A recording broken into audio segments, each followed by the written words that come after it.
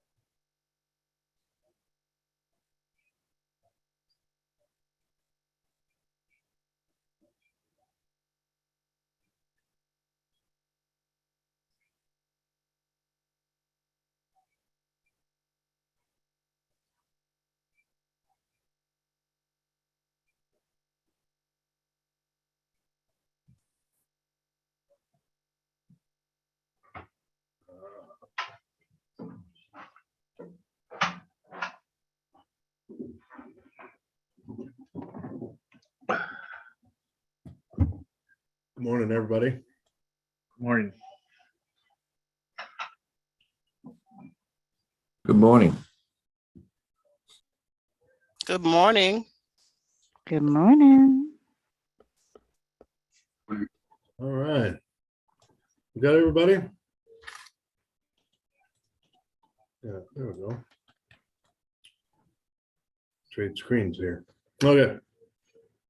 Joe, we ready to go? Is Sarah available? There she is. I'm sorry. Good morning. Okay. Let's go ahead and get started. It's 9:30 now, and thank you for your patience as we get started with our meeting. We needed the extra half an hour to make sure we had the right length of time for our posting of our agenda. So everything worked out here. So welcome to the February 4th, 2022 City Planning Commission meeting. It's nice to see everybody. This is kind of a weird week in weather. Given able to wear shorts yesterday, and tomorrow we expect 6 to 12 inches of snow. So why do you think I am the way I am right now? Kind of stuffed up a little bit. Anyways, best of both worlds on the weather front. We appreciate everybody being here today as we hold our planning commission meetings virtually. The commissioners understand every project is important and unique. We also want to make sure we address them all individually with the attention that they need to build consensus between the applicant, public, and city staff. The commissioners believe we can reach consensus by being brief yet heard. Therefore, we do have time limits in place for the cases that we hear, which is 5 minutes for staff presentations, 20 minutes for applicant presentations, plus any questions by the commissioners. When we move to public comment, please limit comments to 2 minutes when speaking as an individual, or up to 5 minutes when representing a community association or larger group. The city is updating the comprehensive plan titled KC Spirit Playbook. There's lots of information going on, and a draft report is available. In fact, the Empowerment Committee met just last week and had a great discussion about historical preservation as well as climate protection and preservation. We also know that the livability and serviceability committees will meet later this month, I think on the 22nd and 24th, respectively. So be on the lookout for those kind of meetings, and feel free to listen in or add information as you need. So, but you can get more information about the comprehensive plan by going to the website playbook.kcmo.gov. So as we get started here, I want to make sure that we provide some ground rules, instructions for all of us to ensure that we have minimal disruption and maximum clarity. So Joe, do you want to remind us of those rules, please? Yeah, thanks, Mr. Chairman. Basically, just wanted to describe to everyone who's participating on Zoom this morning that there are two types of participants. There are panelists and attendees. Panelists are all the squares or rectangles you see on the screen right now. As a panelist, we have the ability to share our audio and video so that everyone can hear and see us. As an attendee, you do not have that capability. So when you're interested in a case that is called, if you're the applicant, please raise your hand as soon as we call the case, and we'll promote you to a panelist position. If you're a citizen who wishes to speak during the public hearing on a case, at some point during the staff presentation, you can raise your hand, and we'll note that and promote you also when the chair opens the public hearing.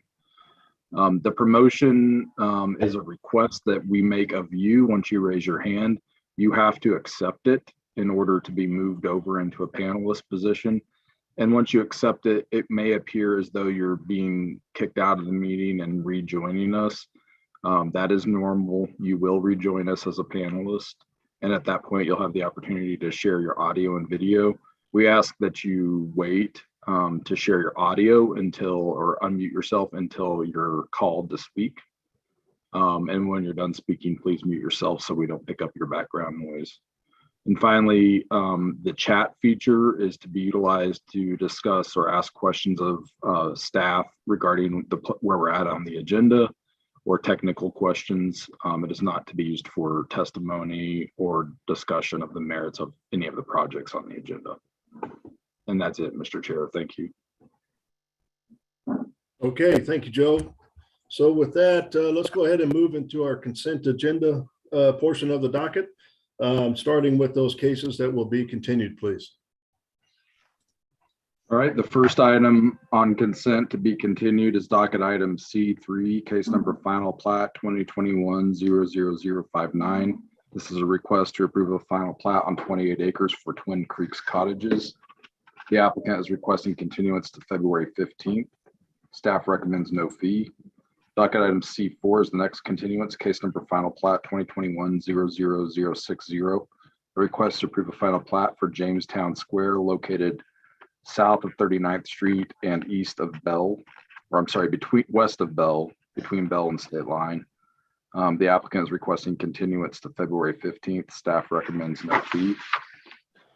Next one is docket item C6, case number CPC 2021-00213. This is a request to approve a final plan for the Twin Creeks Cottages, which is located northwest of the intersection of Northwest Old Tiffany Springs Road and North Line Creek Parkway. The applicant is requesting continuance of this to February 15th. Staff recommends no fee.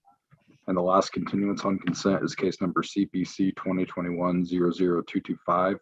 Request to approve a project plan for scooters on North Stark Avenue, which is located at the southeast corner of Northeast Cookingham Drive and North Stark Avenue. The applicant is requesting continuance of this case until February 15th, and staff recommends no fee. Okay, thank you, Joe. Any questions from the commission regarding continuance of these 4 docket items? All right, seeing none, let's go ahead and open it up for any public testimony. If anybody out there that would like to speak regarding continuance of docket items C3, C4, C6, or C7, please raise your hand and you'll be called upon. Mr. Chairman, no one's raising their hand. Okay, so we'll go ahead and close public testimony then, and I'll take a motion, please.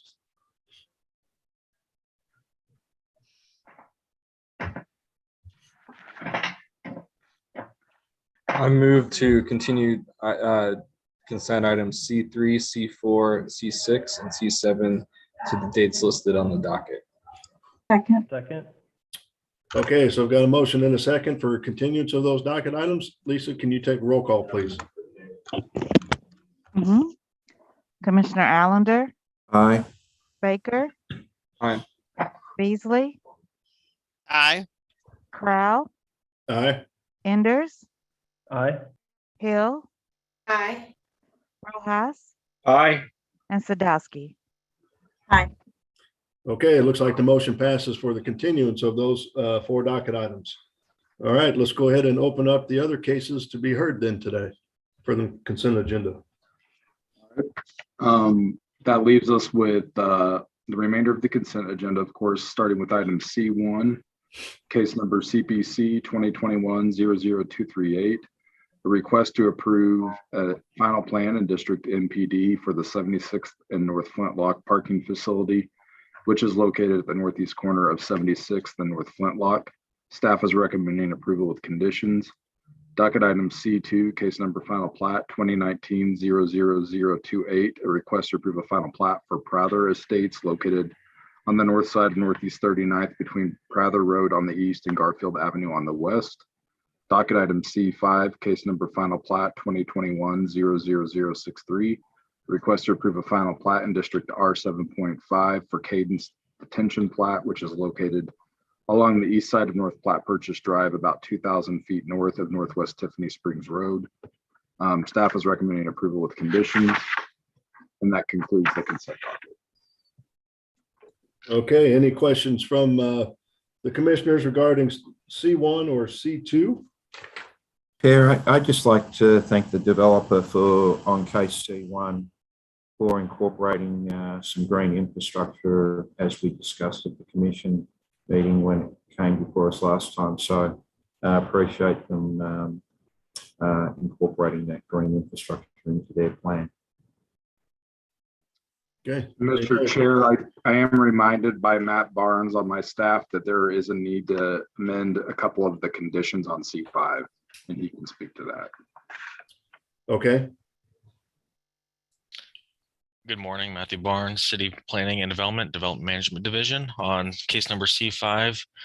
After discussing with the developer, we're going to remove, staff is recommending removal of conditions 1, that the developer, so I'll submit an affidavit completed by a landscape architect, licensed in the state of Missouri, verifying that all street trees have been installed in accordance with the approved street tree planting plan and a healthy prior to a certificate of occupancy, and also condition number 2, that the developer shall secure approval of a street tree planting plan from the city forester and plant according to said plan prior to the recording of the final plat. The removal of these is due to the fact that there is no interior streets for this cadence detention plat, and that North Plat Purchase Drive will be improved through an material impact fee. So, and it's currently unimproved. Okay. Any questions from the commission on those two? Yeah, I have a question on C5 where it said they're substantially compliant. Are they the only 2 items where they're not, or what other areas that they're not substantially or not compliant? Those are the only 2 areas that they are now. Okay, right. Thank you. Thank you. So can you repeat the 2 conditions, the numbers? Conditions number 1 and 2, referring to street trees. Thank you. Okay, any other questions from the commission regarding docket items C1, C2, or C5? Okay, so at this time, we'll go ahead and open it up for any public testimony. If there's anybody out there that would like to speak regarding docket items C1, C2, or C5, please raise your hand and you will be called upon. Mr. Chairman, I promoted Brian Combs. Okay. Hi, Mr. Combs. Do you mind stating your name and address for the record, please? Good morning. My name is Brian Combs, and I am a KC Northland resident. Do you want my home address or my business that I'm representing? Just give us your home address. It'll be fine. All right, 8500 Northeast 89th Place. All right, thank you. Let's see, I had a statement I'd like to just go over. Hopefully I should be within your 2-minute mark. As I mentioned, I'm the one of the owners of the neighboring property of CDCPC 2021-00238. We are just to the east of this development. We're a new development put in the last 2 years. Would like to raise a couple of concerns. First, this project seems to have skipped the public plan comment phase and has skipped right to this consent vote with no public comment or input. The last hearing was a area plan amendment, which I took as a rezoning, and I listened to that. I raised no objections to the rezoning or the right-of-way vacating request that the applicant had. My other concern is it seems that this plan is not conforming to the past ordinance 211034, specifically item 14, which states that the developer shall secure permits to extend the public sanitary sewer to their property. The applicant's plan appears that the sanitary sewer is already there and functioning. It is not. We, as the neighboring landowner, have attempted to put in the infrastructure down the sewer or down the applicant's property along 76th Street down to near the creek, where we ran into some geographic and technical challenges that has rendered our plan unachievable and not to be completed according to plan. So the reason of our concern is the applicant's site is parking only. Well, our building was storage only. We have no offices, no constant occupancy, and where we were not required by the city to even have restrooms, storage only. We had no need for sewer to be run to our property at a considerable distance, I may add. However, we were required to run the sewer and were denied the exception by the city council because they felt the occupancy of our building could always change in the future. So my point is, unlikely this parking lot will remain a parking lot forever. So in our opinion, the same rationale used on us, that the sewer should be applied or should be run to the property, should be applied to this property as well, even though it is only parking. We have started the redesign of the sewer, but have run up against some additional obstacles. And basically we request the cooperation and assistance of the applicant, since the majority of the sewer runs through their property and may require changes to their plans. It is our belief that without express council guidance that the applicant meet the conditions of the past ordinance 211034, and specifically item 14, they will not complete this condition. As I pointed out, their plan does not show anything about this. And they potentially can make this very difficult for us to meet our condition of approval and leave us open to, and no less words, being extorted if we need to change anything from our easements.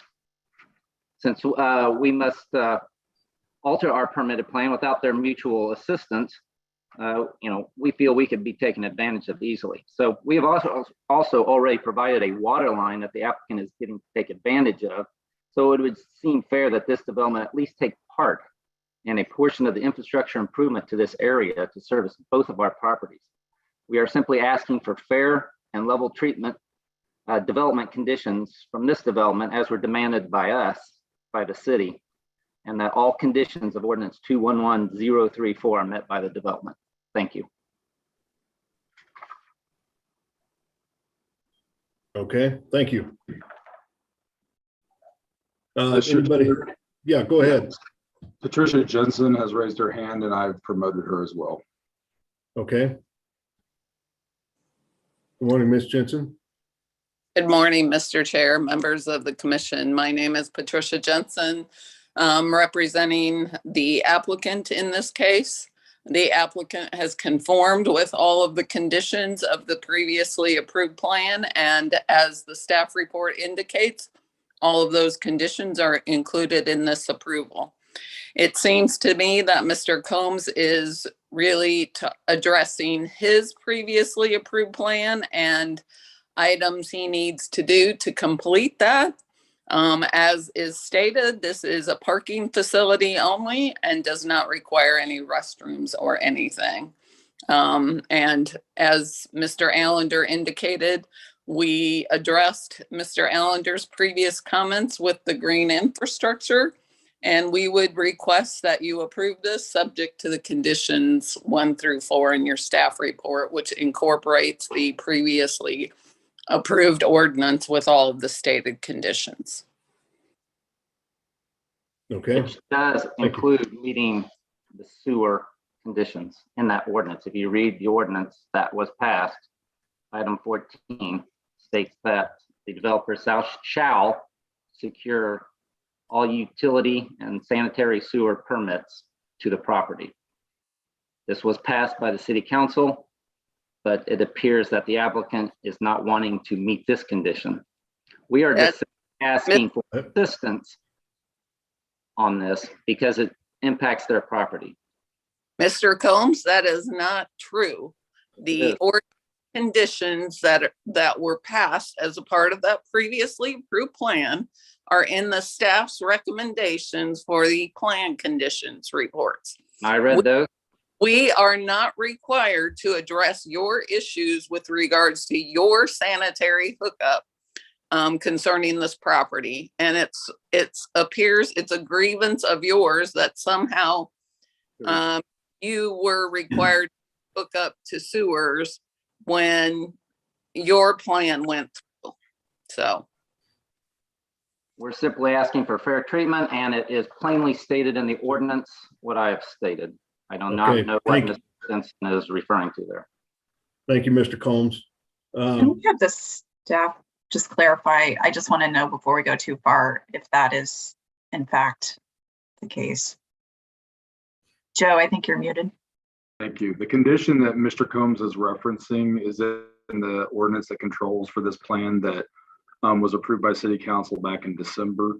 And it does require extension of the sewer, but only when a building is constructed.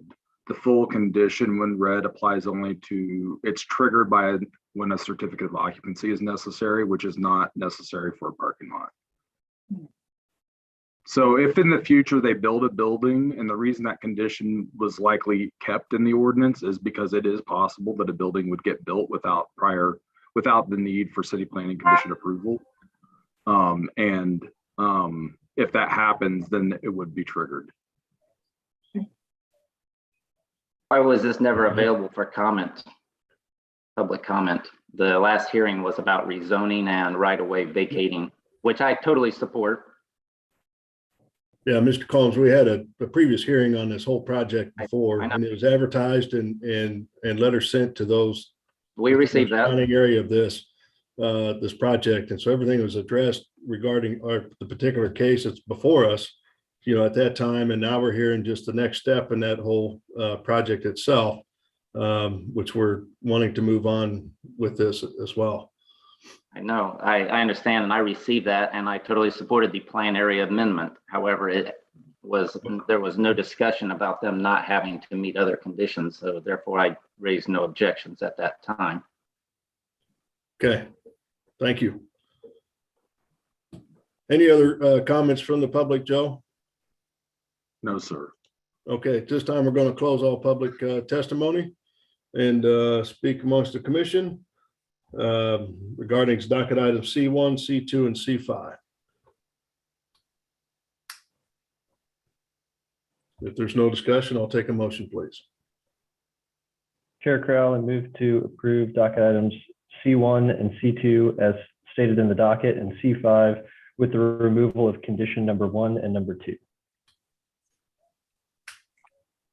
Second. Okay, so I've got a motion and a second for approval of docket items C1, C2, and C5 with removal of conditions 1 and 2 from C5. So Lisa, can you take a roll call on that motion, please? Commissioner Allender, Aye. Baker, Aye. Beasley, Aye. Crowell, Aye. Enders, Aye. Hill, Aye. Rojas, Aye. and Sadowski. Okay, so it looks like the motion passes 8-0 on approval of those 3 consent agenda items. Thank you. Thank you all. I can either be demoted. I've got the second case on your agenda. Okay. All right, so with that, Joe, let's go ahead and move into our regular docket items and beginning with the cases that will be continued to a future meeting. All right, we have quite a few continuances. The first one is docket item 6, and there are 3 companion cases. Case number CPC 2021-00192. This is a request to approve an area plan amendment to change the recommended land use for the Shoal Creek Valley area plan, which is related to property located at the southwest corner of Northeast 96th and I-435. Docket item 6.2, case number CPC 2021-00190. This is a request to rezone the same piece of land from R80 to AGR. And docket item 6.3, case number CPC 2021-00191. This is a request to approve a development plan on the same piece of land to allow for the construction of a horticultural services building. The applicant is requesting all 3 cases be continued to February 15th, and staff recommends no fee. Docket item 7, this is also a continuance, which is different from the published agenda, requested by the applicant for case number CPC 2021-00216, a request to approve a rezoning from District AGR and District R7.5 to District MPD, which also serves as a development plan and a preliminary plat to allow for the creation of a 468 lot residential neighborhood and on the south side of 100th Street between Green Hills Road on the west and Platte Purchase Drive on the east. The applicant is requesting continuance to February 15th. Staff recommends no fee.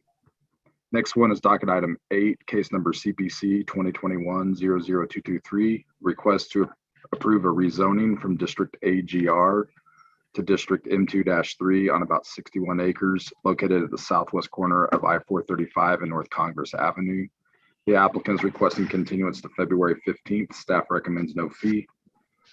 Next case consists of 3 companion cases for Ability KC, starting with docket item 9.1, case number CPC 2021-00220.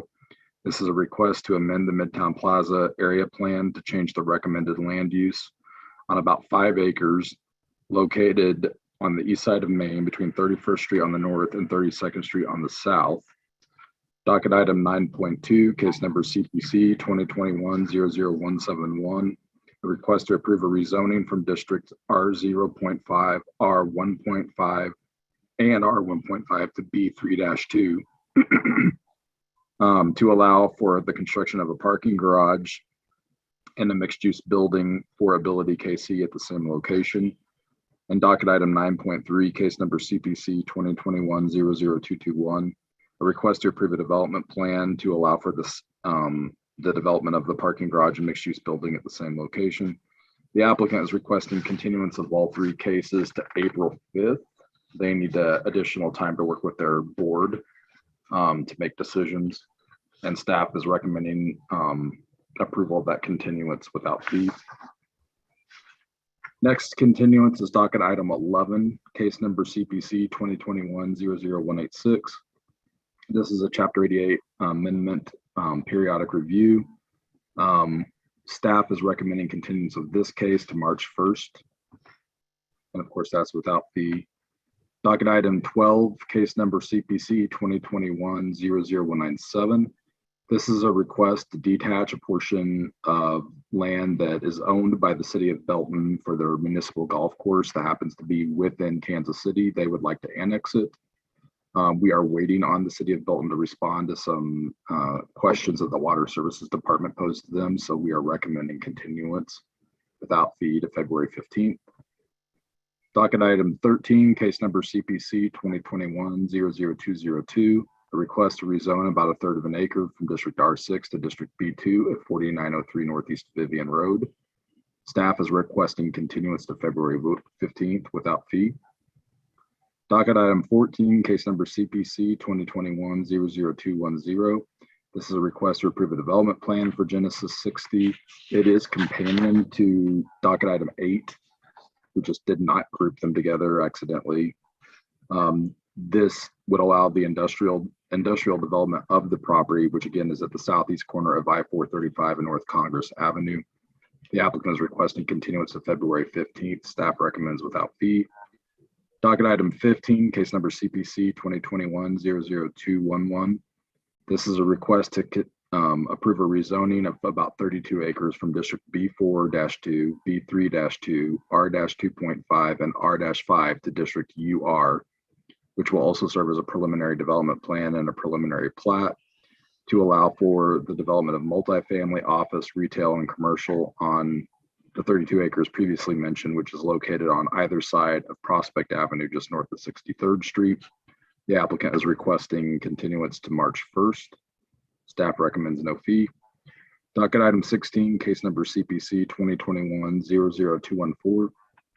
A request to amend Chapter 88, the Zoning and Development Code, as it pertains to sections 88-5 through 5 for minor subdivisions and 88-110-06 for residential districts, lot and building standards.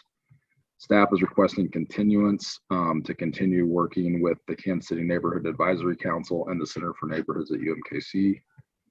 And docket item 17, case number CPC 2021-00232. This is a request to approve a rezoning from District R1.5 to District UR and a preliminary development plan for the Pacific and Troost project, which is located at the southwest corner of Pacific and Troost, to allow for a townhouse and commercial development. Staff is recommending continuance, or the applicant is requesting continuance of February 15th, and staff recommends without fee. And that concludes the continuances. Okay, thank you, Joe. Looks like there's a lot of cases to be continued. Any questions from the commission regarding the continuance of all these docketed items? I could read the numbers out to you if you'd like. Okay, seeing none, let's go ahead and open it up for any public testimony. If there's anybody out there from the public that would like to speak regarding continuance of docket items 8, 9, let's see, 11, 12, 13, 14, 15, 16, or 17. Please raise your hand and you will be called upon. Mr. Chair, it's also 6 and 7. Docket Oh, items 6 and 7. Yep, sorry about that. And 6 and 7. No one's raising their hand. Okay. We'll go ahead and close out the public testimony then. And if there's no questions from the commission, I'll take a motion for continuance of those cases, please.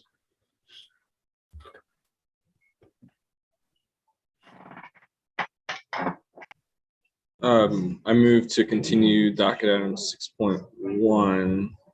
Is that one also continued? Is that Yeah. correct? 6, 1, 2, and 3, yes. 6.1, 6.2, 6.3, 8, 9.1, 9.2, 9.3, 11, 12, 13, 14, 15, 16, 17, as stated on the agenda, and move to continue docket item 7 to February 15th without fee. Okay, 6.1, 2, and 3, they're listed as approval with conditions on the agenda, so they'll be continued to 2/15 as well. Okay. And continue 6.1, 6.2, 6.3 to 2/15. Okay, Second. all right, so I've got a motion and a second for continuance of those cases. Lisa, can you take roll call, please, on that motion? Commissioner Allender, Aye. Baker, Beasley, Aye. Crowell, Aye. Enders, Aye. Hill, Rojas, Aye. and Sadowski. Aye. Okay, looks like the motion passes for the continuance of those cases to the future meeting as stated. All right, with that, let's go back to docket item number 1. All right, docket item 1 is case number SUP 2021-00090. This is a request to approve a special use permit to allow for the construction of a 3,400 square foot accessory building on 1/3 of an acre located at the southeast corner of Northeast 70th Terrace and North Ewing Avenue on the existing site of the Kansas City Temple of the Church of Jesus Christ of Latter-day Saints. Genevieve Kahn is our staff member. Good morning. One moment while I share my screen.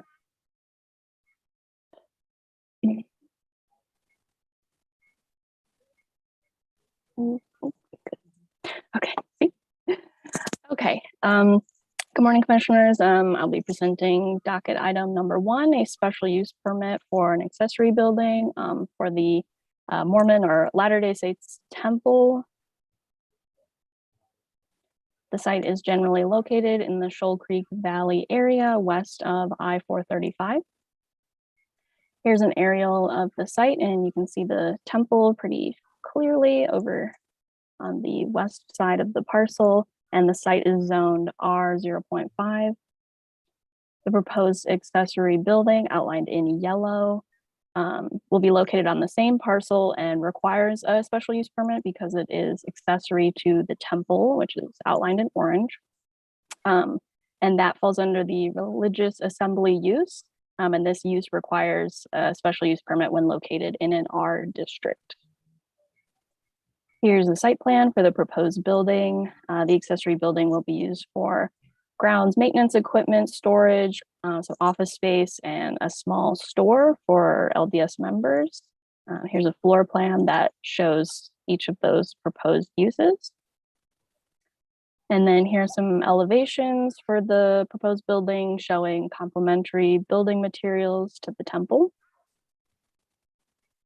And then this is just a street view from North Ewing Avenue where the proposed building will go.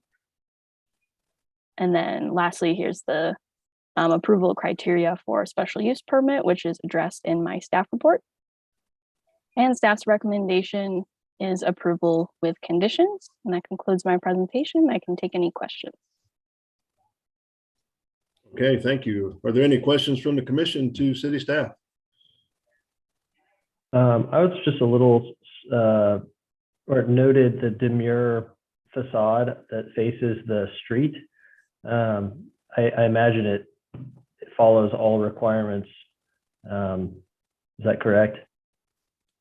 Yes, and especially since the use is mainly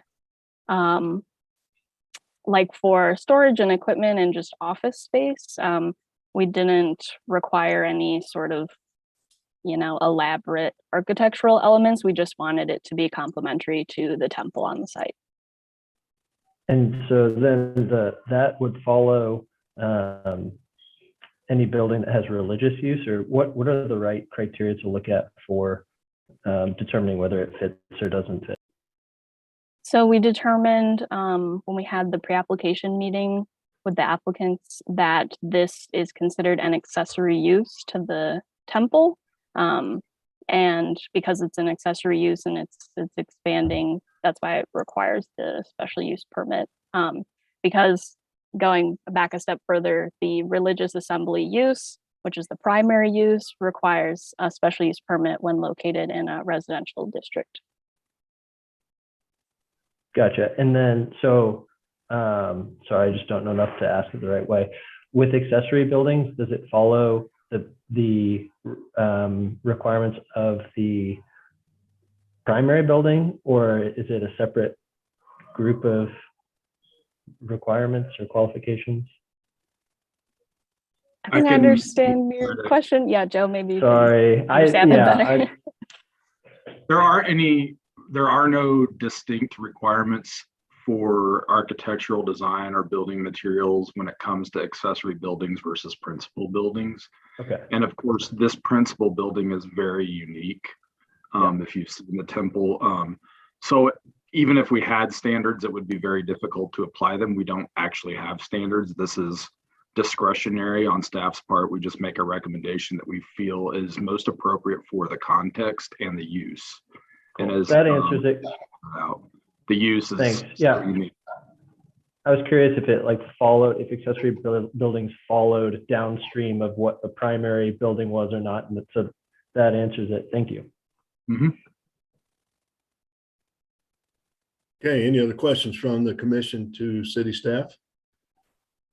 I just wanted to clarify, because I don't necessarily have any concerns with this, but it sounds like that this is more than just sort of storage. It's also they mentioned a clothing store, so there might be public access to this space as well. Yes, and I believe the applicants are on as well, Kevin Wild, so they might be able to speak more to the operations of each of the uses of the building. I think they raised their hand.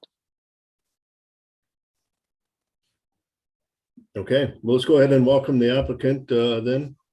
Not sure if I see the applicant has joined us yet.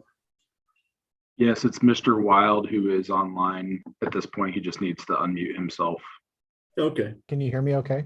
Yeah, welcome. If you don't mind stating your name and address for the record, that'd be great.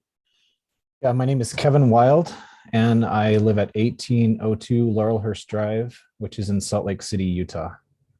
Okay, welcome. So to restate the question is just the use of the building and public access? Yeah, I believe that's correct. Okay. Yeah, so the building will be a grounds building with a garage used for maintenance of the site. It will also have a small store for religious materials for the members of the church, and it's open to the public as well. There will also be 2 restrooms associated with this that will be used for those who visit the temple and the temple grounds. We're not planning to change any access, public access in terms of automobile access.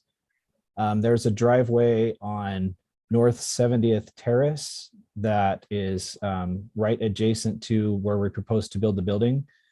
And so we don't anticipate additional modifications to site access. Okay. That answer your question, Commissioner Sadowski? Yes, thank you. Okay. Anything else you'd like to share with us, Mr. Wild, about this project? No, I don't think so. There was a question about the facade facing the street. We are doing some screening with a lot of vegetation. I think that's in one of the slides that was presented. And so we have a mechanical access on the back side of the building, which will be screened by a screen wall. And then we have planting that we're adding around the building to sort of soften that from the streetscape, as well as there's a lot of existing vegetation that is going to remain. Okay. You've taken a look at the conditions and okay with the conditions stated? Yes. Okay. Any other questions from the commission to the applicant? All right, seeing none, let's go ahead and open it up for any public testimony. So if there's anybody out there that'd like to speak regarding docket item number 1, please raise your hand and you'll be called upon. Mr. Chair, I've asked Tammy Coltrane to join us on the panelists. Okay.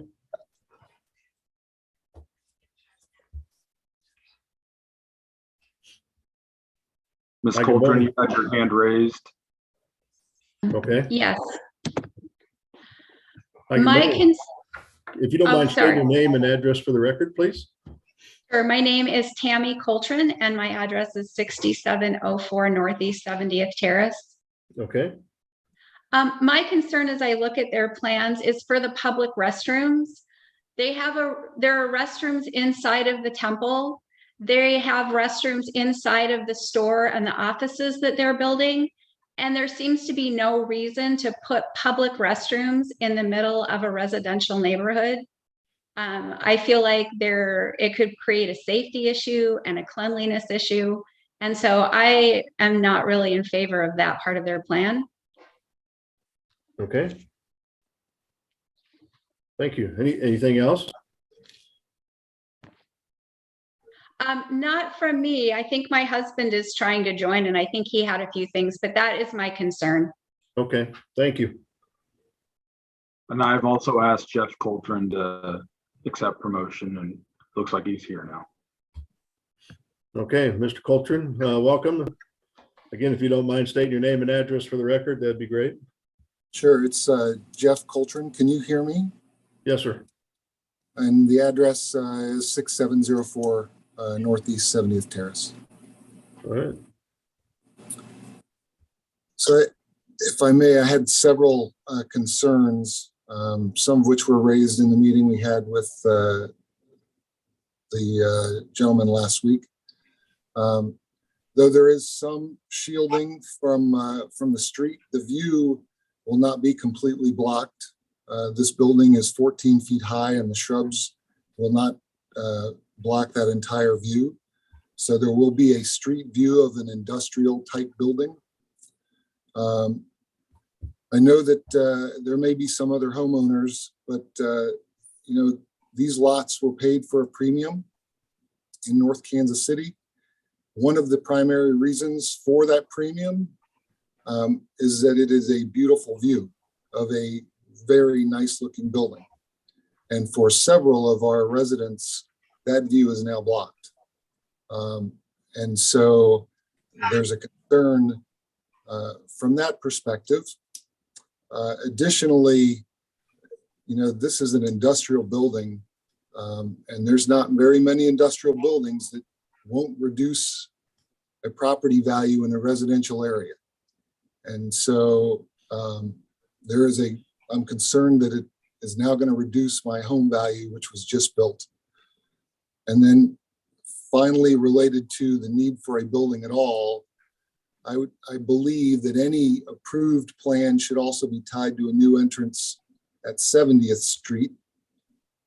Today, there is only one exit of 70th Street, and it's a right turn only.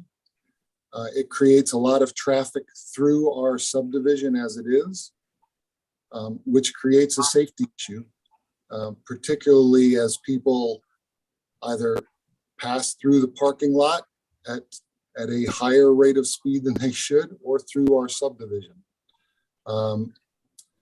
Additionally, beyond that, They mentioned that this building needed to be on this lot. I disagree with that. A shed perhaps could be needed, but there is no reason why a retail store needs to be developed and put right there. It could be placed anywhere in the city, anywhere in the region. It does not need to be on the property. Further, the materials and appearance that they are putting together on this building, they have said they would try to make it look like the temple that is on site. I believe they should match those exterior materials exactly. Similar to many of the residents who had ordinances from them as the landowner to build our homes certain ways, they should be held to the same standard on building anything in the exact same manner that they've got the temple building.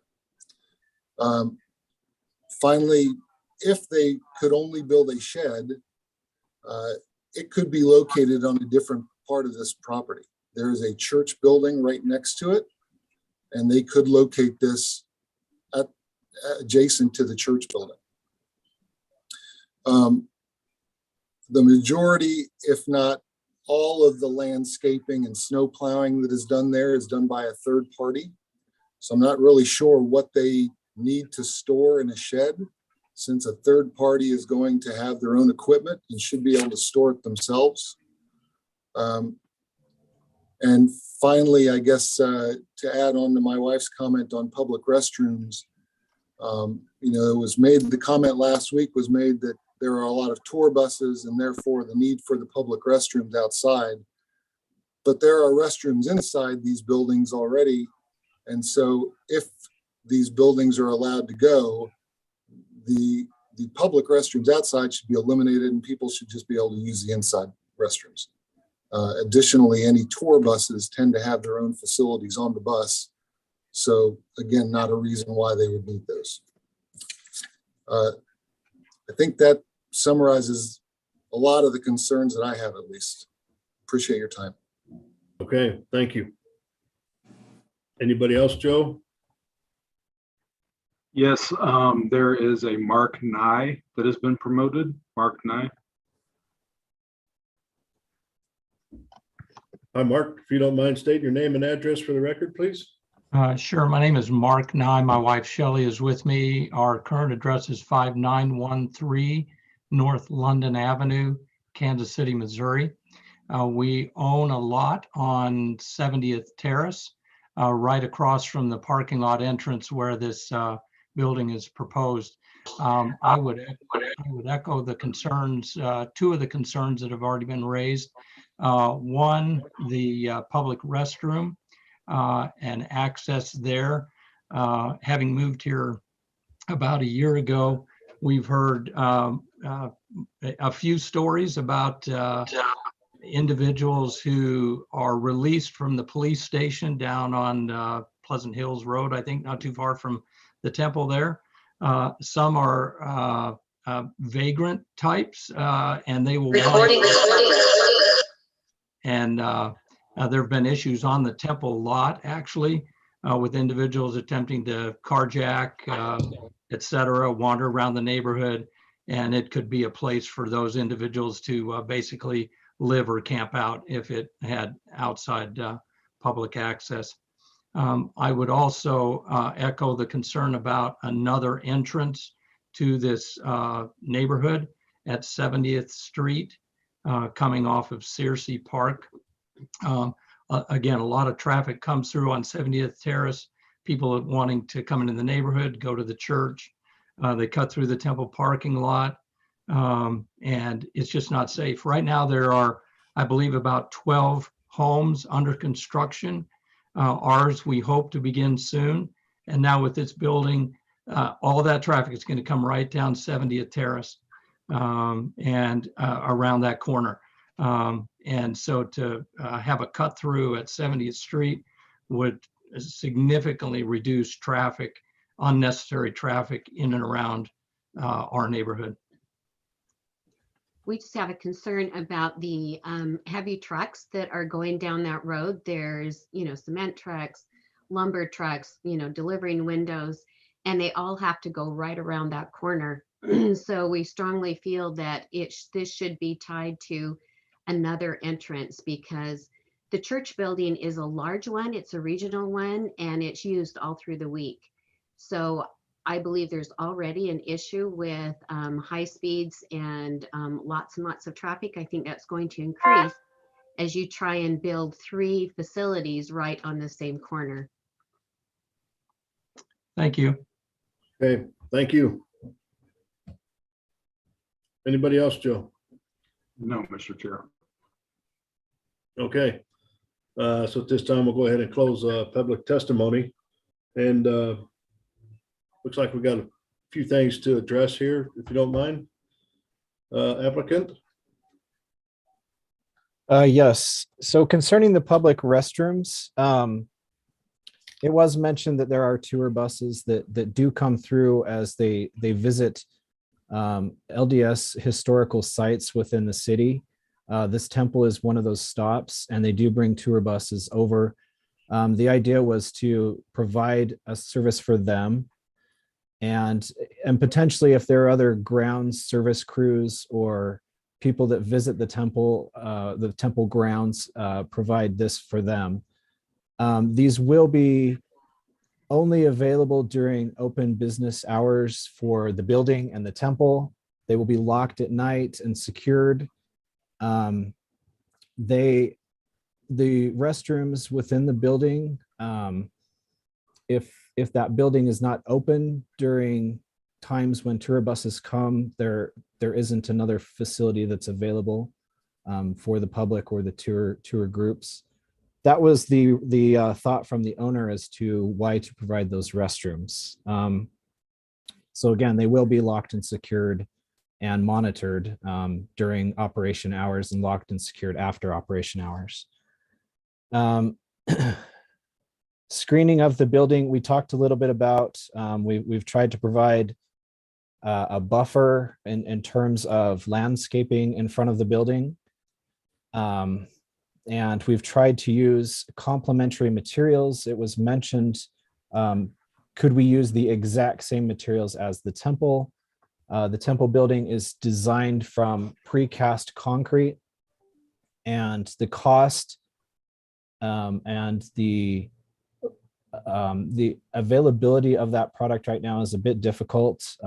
So the owner and the architect decided to move forward with an EIFS system that has a similar texture and a color to match the temple building. So it is not the exact materials, but we're trying to get as close as we possibly can to resemble those materials. With the retail store, a question was, can the retail store be located elsewhere? I think the owner likes to have it as close to the temple as possible, so those that are attending the temple that need clothing items or materials has easy access to those types of items. Can I ask, is that retail store, is that for new or is that for donated type of? It's clothing? new clothing, new materials, books, that sort of thing, religious materials. Okay. And then there was a question about having additional access on North 70th Terrace and North 70th Street, I believe. North 70th Terrace has the access that brings you to the site right now. But there's been a request for maybe a cut through, is it Shoal Creek, I believe, to give additional access to the other side of the temple property to the south, where the other religious building is, the meeting house. And that was talked about a little bit in the public engagement meeting with the owner. And the owner is open to looking at that as a separate project and reviewing that separately, but that is not part of our current project right now. Did I cover everything? I don't know if there's anything I missed.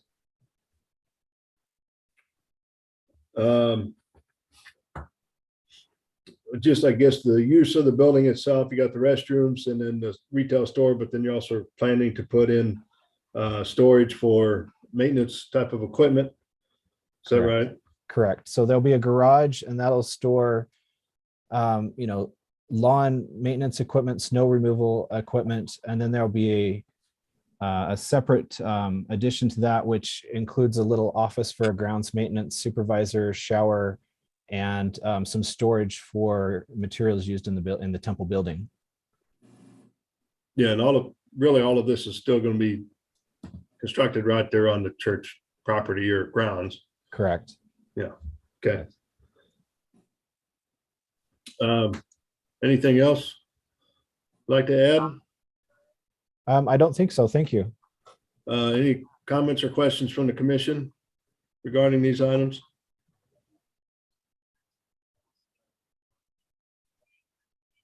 Okay.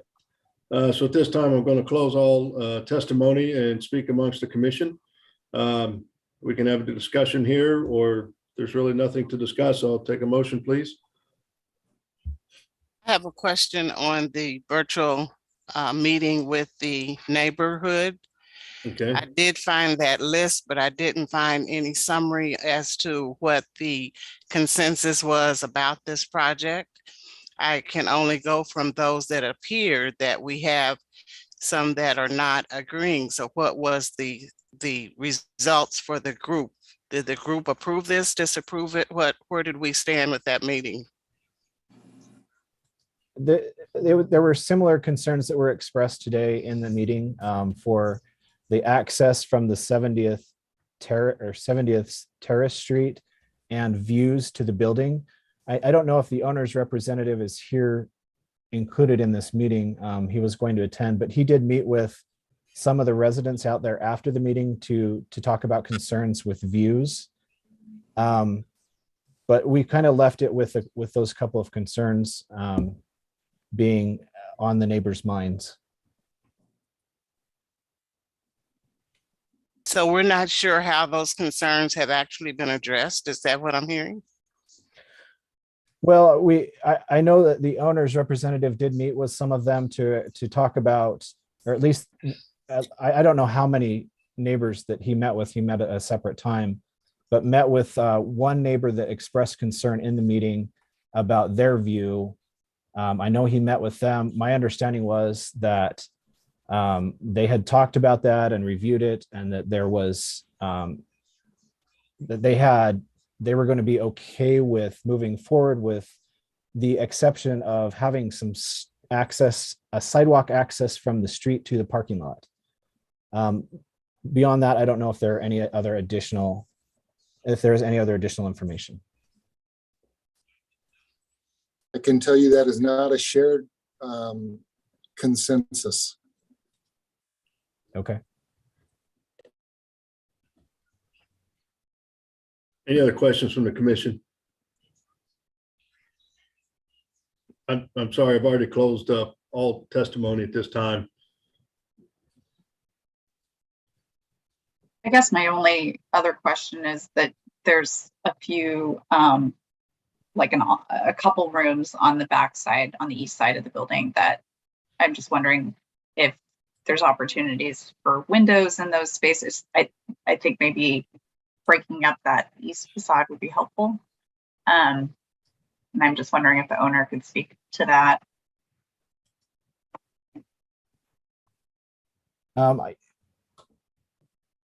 We could put some windows in there.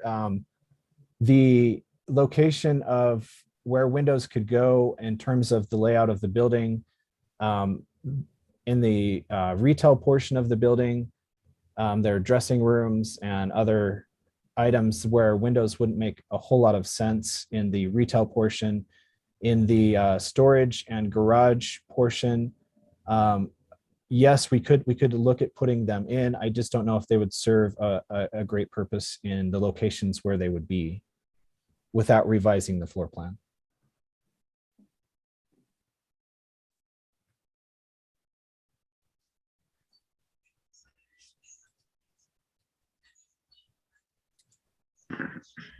Mr. Chair, Casey Clough has raised his hand and he's representative of the owner, and so I promoted him.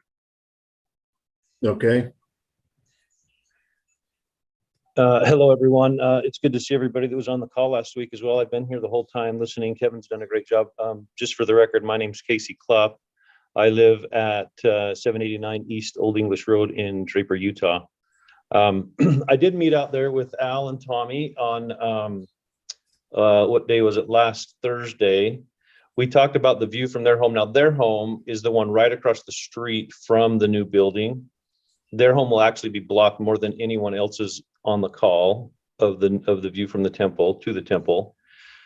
We walked the site, we walked where the building was going to be. Obviously, they do have some concerns. They've built this brand new, beautiful house there with some glass on the front of it with views out of the temple. We talked about mitigating that, providing some access to the temple from their house on a new sidewalk, which Kevin's mentioned, which we're going to do, is going to be part of the plan now. I appreciate everyone's concerns. Obviously, when we build a building like this, there are issues. It is a needed building. I noticed there was one question that Jeff Coltrane mentioned about off-site or third-party people doing all of the snow removal and all of the landscaping. There is actually an in-house landscaping crew. They do have equipment that needs to be stored at the temple. It is a big challenge right now where to store that stuff. Some of the snow removal is done by a third party, but the majority of the landscaping is done in-house. So that is an issue. As far as other questions that were raised, I think Kevin's done a great job of kind of answering those. Anytime we move forward with something like this, there are issues, and I appreciate the issues that have been raised, but if there's anything that we can still answer from an owner's perspective, I'm happy to answer, but I think most of the questions have been addressed by Kevin. Did that answer your question, Commissioner Beasley? I was thinking the issues that were raised by the people here in the hearing, have those been addressed with Mr. Coe? As far as a written summary of the outcome of that meeting, Kevin, do you want to address that? I don't know that there was a written summary of the meeting of the outcome. Is that true? No, it said optional, and so I didn't provide one. We can add one and resubmit it if needed. Well, my quest is to ensure that these neighboring property owners have been heard. And I'm not hearing that the ones in the current meeting have. I've heard that the neighbor that's directly across that you've addressed and come back with a compromise for their concerns, but what has been done with our people here in the meeting's concerns? That's where I am, Commissioner Cole. Okay. So Commissioner Cole, we'd be happy to put something together along those lines if necessary. Yeah, the benefit would have been that it would have been done before this meeting, so we have it as part of our hearing and can make a appropriate decision today instead of waiting until next meeting or something like that. Okay. Any other comments from the commission this time? Just one thing that I was thinking of, I wasn't seeing a roof plan on here, and I'm assuming that if the neighboring owners are building a two-story home, that they might have a view of that roof. So if you want to comment at all on, how you're addressing your rooftop units, or just keeping that nice and clean and, not something that could be an additional eyesore. Kevin, do you want to talk to that point, or do you want me to do it? No, sure. I'll go ahead. Yeah, so the building is about just slightly larger than 14 feet tall. It is the equipment, all the equipment, the large equipment will either be within the building or on the ground and screened by a screen wall and additional landscaping in front of that. And so the equipment on the roof will be minimal, will be limited to flues and other items that are required for the equipment within the building. And the roof will be a PVC type roof membrane system. And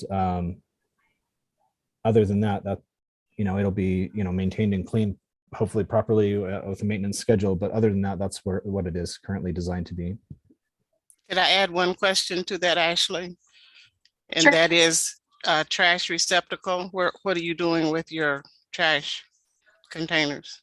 There is already a screened dumpster building facility to the north of this building with a small shed that is existing to the property. That is going to be used for trash for this facility as well.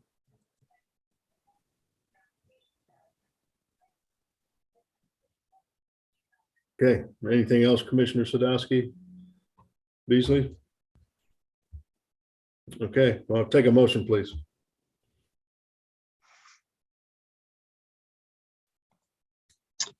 Motion to approve docket item 1 with conditions as stated. Second. Okay, so I've got a motion for approval of docket item number 1 and a second to that. Lisa, can you take roll call, please, on that motion?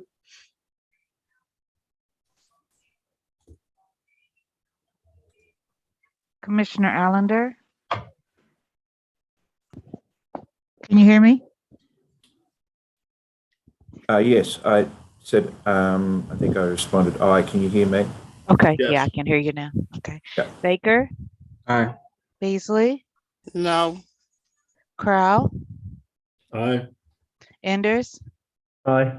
Hill, No. Rojas, No. and Sadowski. Aye. Okay, so it looks like the motion passes 5-3 on this, and we appreciate bringing the project in. Good luck moving forward. It will go. Joe, can you say real quick what the next step will be on the project and where it goes? We'll go to Board of Zoning Adjustment for final consideration, and I'll ask Genevieve if she can confirm a date for those in attendance. Okay, and that may be next week or a couple weeks down the road, I'm guessing. Right. Genevieve, do you know if it'll be on next week's agenda or will it be in March? Yes, it's docketed for the February 8th BZA meeting. Okay, thank you. All right, with that, let's go ahead and move on now to docket item number 2, please.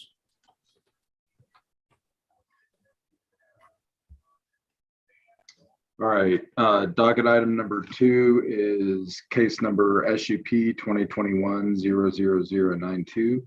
This is a request to approve a special use permit to allow for the construction of a convenience store with gasoline and fuel sales in District B3-3 at the northeast corner of Northwest 90th and North Green Hills Road.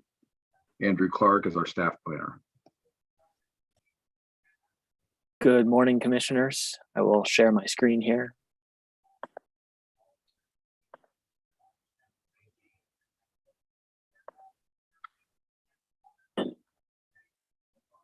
Okay, so I am presenting docket number 2, CDSUP 2021-00092. This is a special use permit for a convenience store with gasoline and fuel sales. It is a proposed quick trip at the intersection of North Green Hills Road and Northwest 90th Street. This is, like I said, on Green Hills Road, north of 152. As you can see here to the southeast is the fairly new Menards that was constructed. Here is the proposed site plan, including the landscaping and the 2 driveways that will be on this site. North is to the left, so there will be an entrance off of Northwest 90th, and then another driveway that will be striped for pedestrian circulation on the north end of the site. The plan meets all of our landscaping requirements. I provided the elevations that the applicant provided. It is a quick trip. It conforms to the area plan, the KCIA, and the special use permit review criteria. As I mentioned, it complies with our zoning and development code. The site is currently vacant and staged for future development. Development is anticipated at this location. And the project is compatible with the surrounding area for future retail development. And the applicant is also providing an additional sidewalk and pedestrian crossings, which is very important for the long-term viability of this area. Staff recommends approval with conditions, and that concludes my presentation. If you have any questions, please feel free to ask. Okay, thank you. Are there any questions from the commission to city staff regarding docket item number 2? All right. Seeing none, then let's go ahead and welcome the applicant, please. Mr. Chairman, members of commission, my name is Patricia Jensen on behalf of Quick Trip Corporation. We are in agreement with all of the conditions contained in the recommendations in the staff report. I think you may recall this was previously approved a number of years ago, but the time expired for us in order to obtain our building permit. So we have to go back through the process again. We did take certain efforts with regards to this site. We had a final plat approved, as well as doing a number of the public improvements, but we had not yet obtained a building permit before the time period expired. So we would request that you reapprove what you previously approved before, subject to all of the staff conditions. Okay, so are you going to actually build it this time? Yes, they're ready. Okay. All right, perfect. All right, any questions from the commission to the applicant regarding docket item number 2? Well, yes, here I am, Ms. Jensen. You referred to previously approved. I think that was before our time.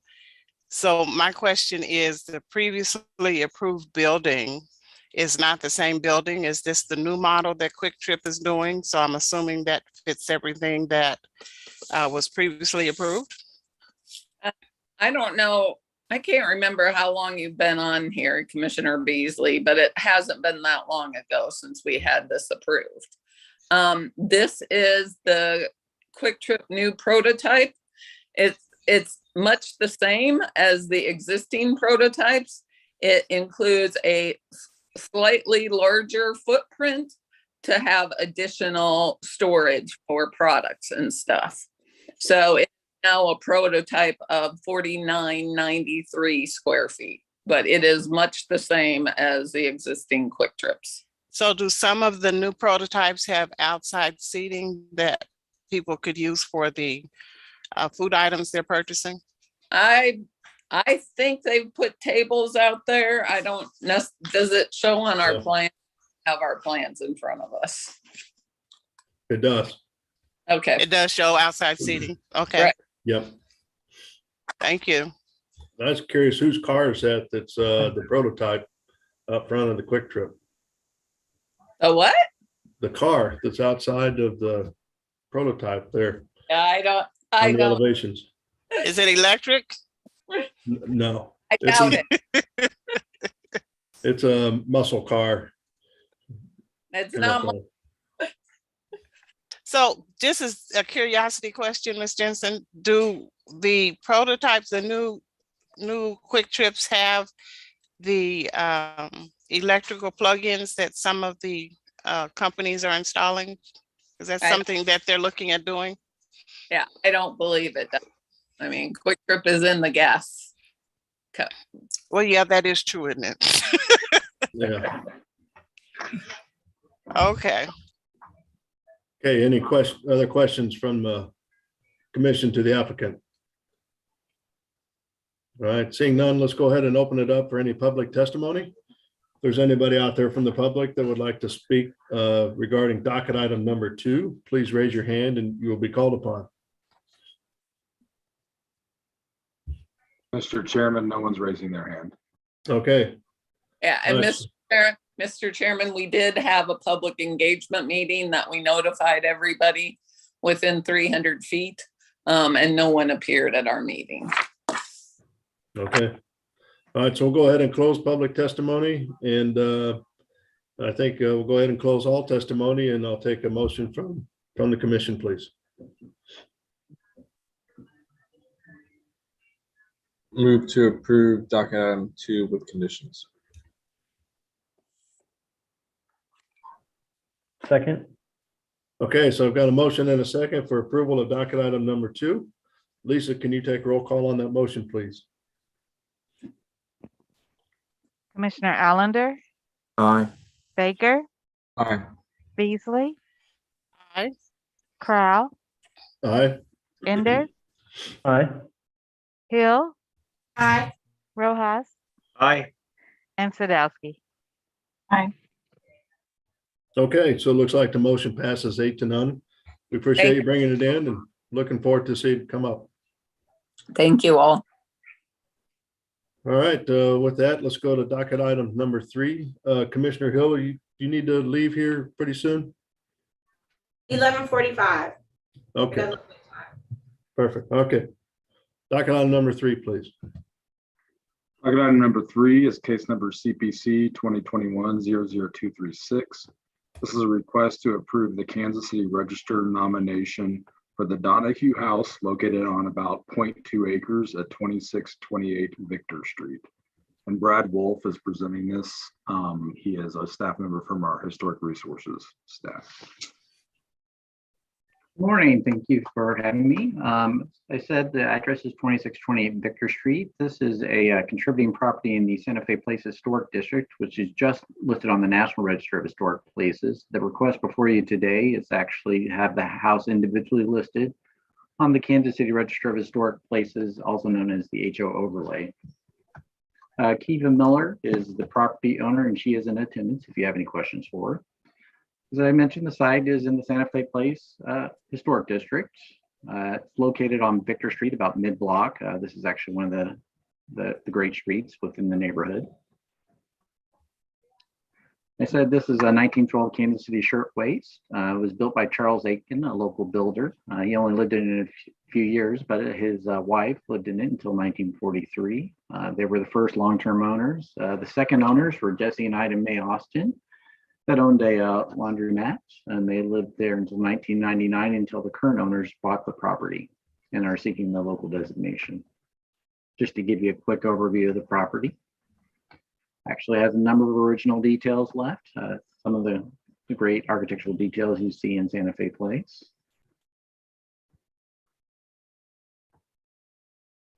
And this is the 1940 tax assessor photograph. So you can see there has been a few changes, but it still actually retains its historic look. And some of the original building permits from 1912. And this is a directory listing the occupants. So the Historic Preservation reviewed this nomination, recommended approval at its meeting in December, and staff is also recommending approval of this nomination. And that concludes my presentation. If you have any questions. Okay, any questions from the commission to city staff regarding docket item number 3? My only question is kind of what the reason for it is. Is it just to have it on the historic register, or is there any sort of benefit, or is it just kind of a history nomination? Sure. Really, the main difference between the national listing it has now and our local listing is that all the exterior alterations to the property will have to be approved by the Historic Preservation Commission. So it's actually a kind of a long-term preservation tool. So right now, if somebody wanted to come in and demolish this property, there really isn't any review from a historic perspective. This local listing, which is property owner is wanting, would basically allow for the extra level of review. Thank you. Any other questions? I'm having a senior moment here. I can't think of the person's name that just recently was awarded funding to rehab the house. I think it's a baseball player. I'm really having Satchel Paige. Thank you. Yes, the Satchel Paige house. Yes. How far is this house from that house? Actually, it's not far at all. It's actually just about a block away. Satchel Paige is on 28th Street and Victor is actually just a block from it. So they're about the same from Prospect as well? Yeah, actually, it says it's just the one block in from Prospect. Okay, thank you. Okay, So any other questions? having this would help with the Satchel Paige House as well as the overall historic district designation? Yeah, I think kind of allowing these local designations for the property owners that want it kind of helps with preserving that character of the neighborhood. Yeah. Okay, thank you so much, Brad. And Brad, is there a historic designation for the neighborhood itself? Yeah, it's actually listed on the National Register of Historic Places as a neighborhood, Santa Fe Place Historic District. Yeah. Okay. Okay, anybody else? Brad, you mind stop sharing your screen, please? Nope, not a problem. All right, thank you. Okay, so at this time, we'll go ahead and open it up for public testimony. If there's anybody out there that would like to speak regarding docket item number 3, please raise your hand and you'll be called upon. Mr. Chair, no one's raising their hand. All right, so we'll go ahead and close public testimony then. Anything else, Mr. Wolf? No additional items. Okay. All right, with that, I'll take a motion then from the commission, please. Mr. Chair, I'll make a motion that we accept item number 3, CPC case 00236 as stated on the docket. Okay. All right, so I've got a motion and a second for approval of docket item number 3. Lisa, can you take roll call, please, on that motion? Who was it that seconded? Commissioner Sadowski. Okay, got it. Commissioner Allender, Aye. Baker, Aye. Beasley, Aye. Crowell, Aye. Enders, Aye. Hill,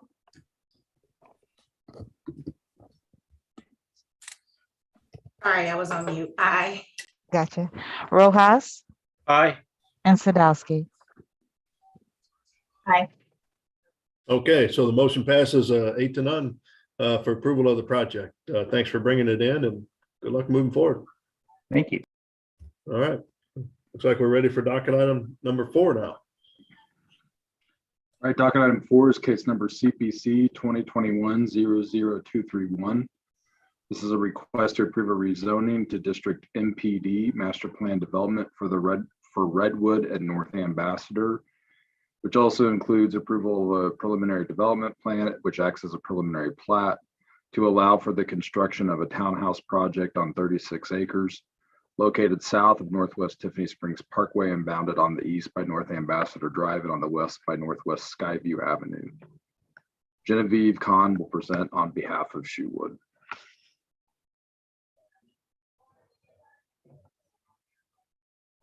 Okay.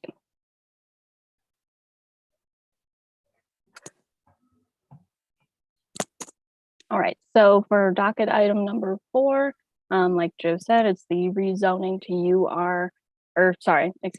rezoning to UR MPD. In this case, it'll be a rezoning to MPD for Redwood on North Ambassador. The site is located southeast of the KCI Airport. Here is an aerial view of the site. The yellow outline is the proposed boundary for the development that will be platted. And as you can see, it lies between North Ambassador Drive and Northwest Skyview Avenue. And the subject site and also the land to the north is largely undeveloped. These are the uses that will constitute a rezoning to MPD. Redwood's development model is to provide a variety of residential building types, thus making them eligible to rezone to MPD for number 4, mixed housing development. Here's the site layout. The applicant is proposing 172 single-story rental units. Each of the colors represents a different building model that Redwood provides. Some are duplex and the rest are various multiplex. Each unit will have garage access. However, additional off-street parking spaces are provided around the site for visitors. The proposed streets and sidewalks will be private with private utilities, and those private water and sewer lines will tap into existing mains off of North Ambassador and Northwest Skyview. They're also proposing a pedestrian trail through the middle of the development. That's this curvy line here. This is the landscape plan, which shows a broad overview of the street trees. Mainly, you can see there's some zoomed in plans as well. But it shows the street trees to buffer the development from the major roads. The dashed boundaries indicate the two phases of the development. Phase 1 is on the left and phase 2 is on the right. These next few slides are elevations of each of the building types that they offer. They were represented by the different colors in the site plan, and some of the building materials that they are proposing include vinyl siding and stone veneer. And additionally, here's some colored renderings of the proposed building types. And then just to give you a look at what the site currently looks like, here is a view from North Ambassador and then Skyview, so completely undeveloped.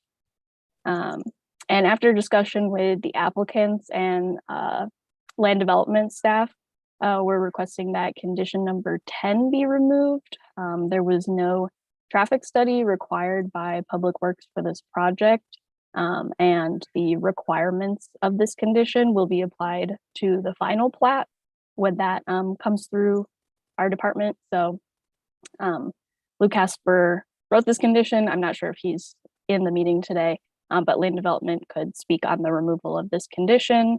I believe everyone's in agreement. Otherwise, staff recommends approval with conditions for this rezoning and development plan. Okay, thank you. Any questions from the commission to city staff regarding docket item number 4?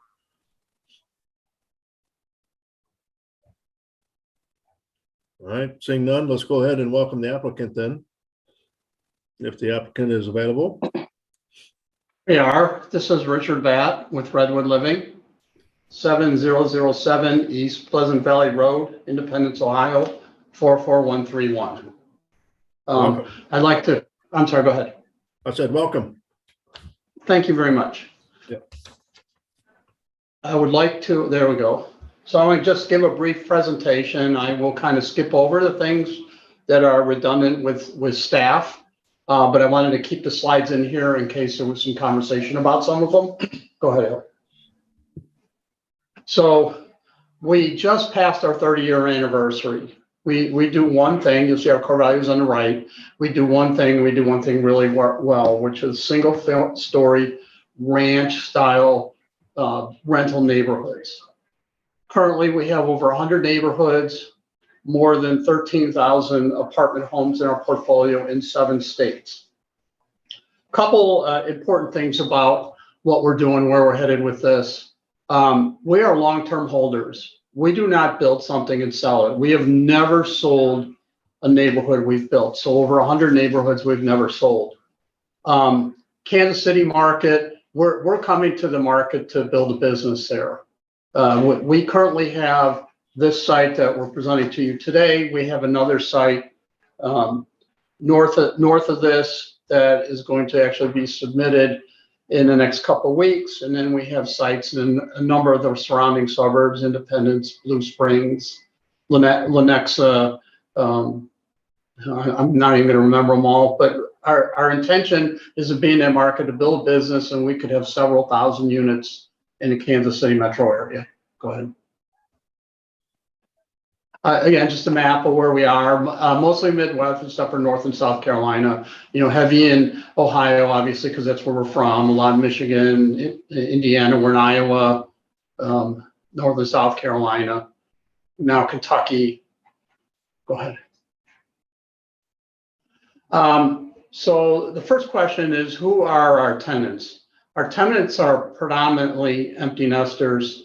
Typically around 70% of our neighborhoods are occupied by empty nesters. We do have some young professionals. In particular, this site, we are normally do really well there near airports. A lot of airport employees are interested in peace and quiet. They work shift work, sometimes odd hours, sometimes in and out of town, and our neighborhoods work well for those people. Again, peace and quiet's a big deal. They offer maintenance free. We take care of everything. Cut the grass, plow the snow, maintain the buildings, the roof. We have our own power washing crew. We will contract with local contractors to do the landscape maintenance, painting inside the units, turns, replacing flooring. We typically hire local people to do that. Also, in addition, our big amenity, peace and quiet, we will have an on-site property manager, and we will have an on-site maintenance person. On site this side, probably a couple. And so we do a lot of things ourselves because we're very interested in maintaining our product. So this is an important slide. This really tells who our tenants are. Average in our neighborhoods, average age is 50.6 years. Again, 70% empty nesters. The next one's a really important one, which is the vast majority of our tenants come from within a 3-mile circle of our property. And that's because it's normally people who have moved into the area, they've bought a house, they already live in the area, and they don't want to leave. But maybe they have a lot of reasons they want to. Maybe they want to have some freedom in their life. Maybe they want to harvest the equity out of their home in order to supplement their retirement. Or maybe they just don't want to maintain things any longer. Or maybe they have a health problem or an impending health problem. So majority of our people come from 3-mile circle. Also, they have the relationships with their friends, their church, stores they like to shop at. So people normally come from nearby. We're fairly low density for an apartment community. We're around 5 units per acre year. Typically in our homes, 1.65 residents per home, 1.5 cars per home. So we are not a big drag on traffic. And as a matter of fact, because we're empty nester heavy, a lot of our people tend to travel at non-peak hours. Normally we have around 7 school-aged children per 100 homes. Now those are all statistics run off of our existing 13,000 units. So, from the perspective, we're not a strain on the schools. We provide tax dollars. Our standard lease term is 1 year. Average resident stay is 2.39 years, 12% more than 5 years. And even those statistics are a little slanted because a lot of our product is fairly new. The large amount of our growth has really happened in the last 5 or 6 years. So as those properties age, those lengths of stay will also age. So we're very serious about operating a good property, and we're very selective on who we rent to. Everyone we rent to does a credit check, a rental history, a civil judgment check, criminal background checks. And if someone has one of those blemishes on their records, we will not rent to them. And I think that's a lot of reason why we're 99.6% occupied portfolio-wise. Exteriors, show you some renderings, we'll show you some more, but the big things are 2-car attached garage. It's not only, in Kansas City, it snows, maybe not quite as much as Cleveland, but it does snow. And, the car inside the garage is a big deal, not just from keeping it out of the snow or rain or the elements, but it's also security. You hit your garage door opener, you pull in your garage, you put your garage door behind you, and you're safe and secure in your homes. In addition to that, every home has a personal patio or deck off of the rear of the home. So our product actually lives like a home. Landscaping, we have our own standards, and we do the greater of our standards or yours. And typically the greater standard is ours. Go ahead. Interior, open floor plans. All the units and the entire site are FHA, handicap accessible, and ADA accessible. And again, recognizing who our residents are, we're accessible to, we have an accessible environment. 1,300 square feet plus, one goes up to 1,700 square feet, open floor plans, quality interior finishes, granite countertops, stainless steel appliances, luxury vinyl tile flooring in all the areas but the bedrooms, which is carpet, Energy Star construction, vaulted ceilings, private entryways. This was a big concern during COVID. You know, we're in an apartment neighborhood, and you don't have to go through a common area. You don't have to go through go up in an elevator.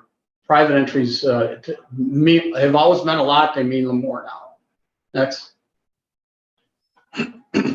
So I'm showing you here a project that was built 16 years ago to show you the standard by which we keep our neighborhoods up. Now you see the interior finishes are not the same as we have now. We've evolved in that area to granite countertops and newer style appliances, things of that nature.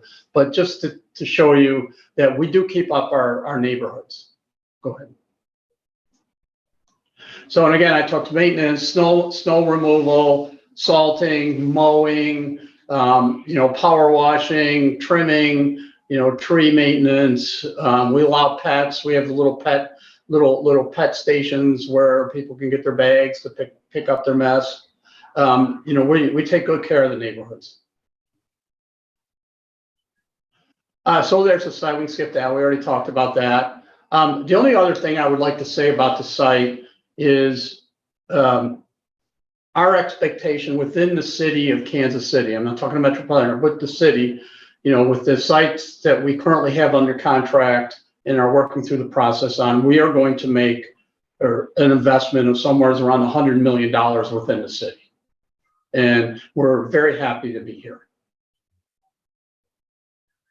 Floor plans will give you an idea of floor plans. Again, you see 2-car attached garages, you see the patios. Every unit we do is 2-bedroom, 2-bath. Go ahead. We do have one, you see the Cape Wood on the left. We have a sunroom unit that expands the square footage, expands the space. Go ahead. That's the Haydenwood. That's one of the elevations we're going to be using. That elevation is a front porch rear garage that will be outward facing to the main streets.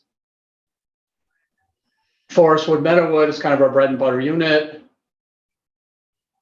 And then there you see the Cape Wood, you see the sunroom on the side. Willowwood is a little bit wider, a little bit different elevation.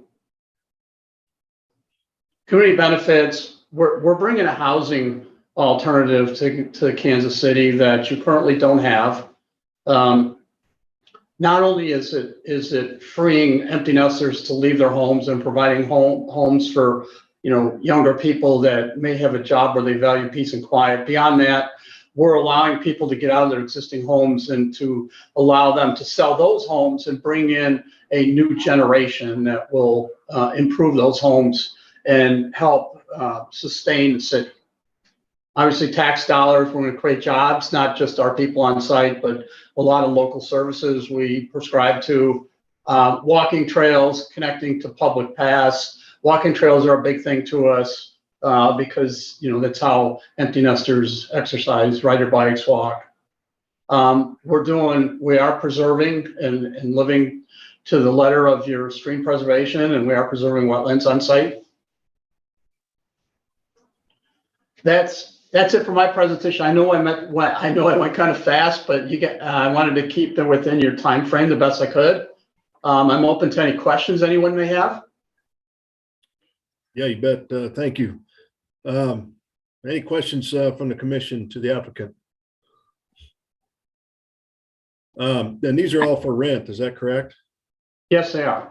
Is there like an HOA rate on top of that, or everything's included as part of the rent rate? Everything is included as part of the rent. We're glad you selected Kansas City, but I'm kind of curious as to why you selected Kansas City. It's demographic. We look at who lives there, what their incomes are, what their ages are, what the age of the housing stock is. And I would tell you, we love Midwest cities. We've done really well in the Midwest.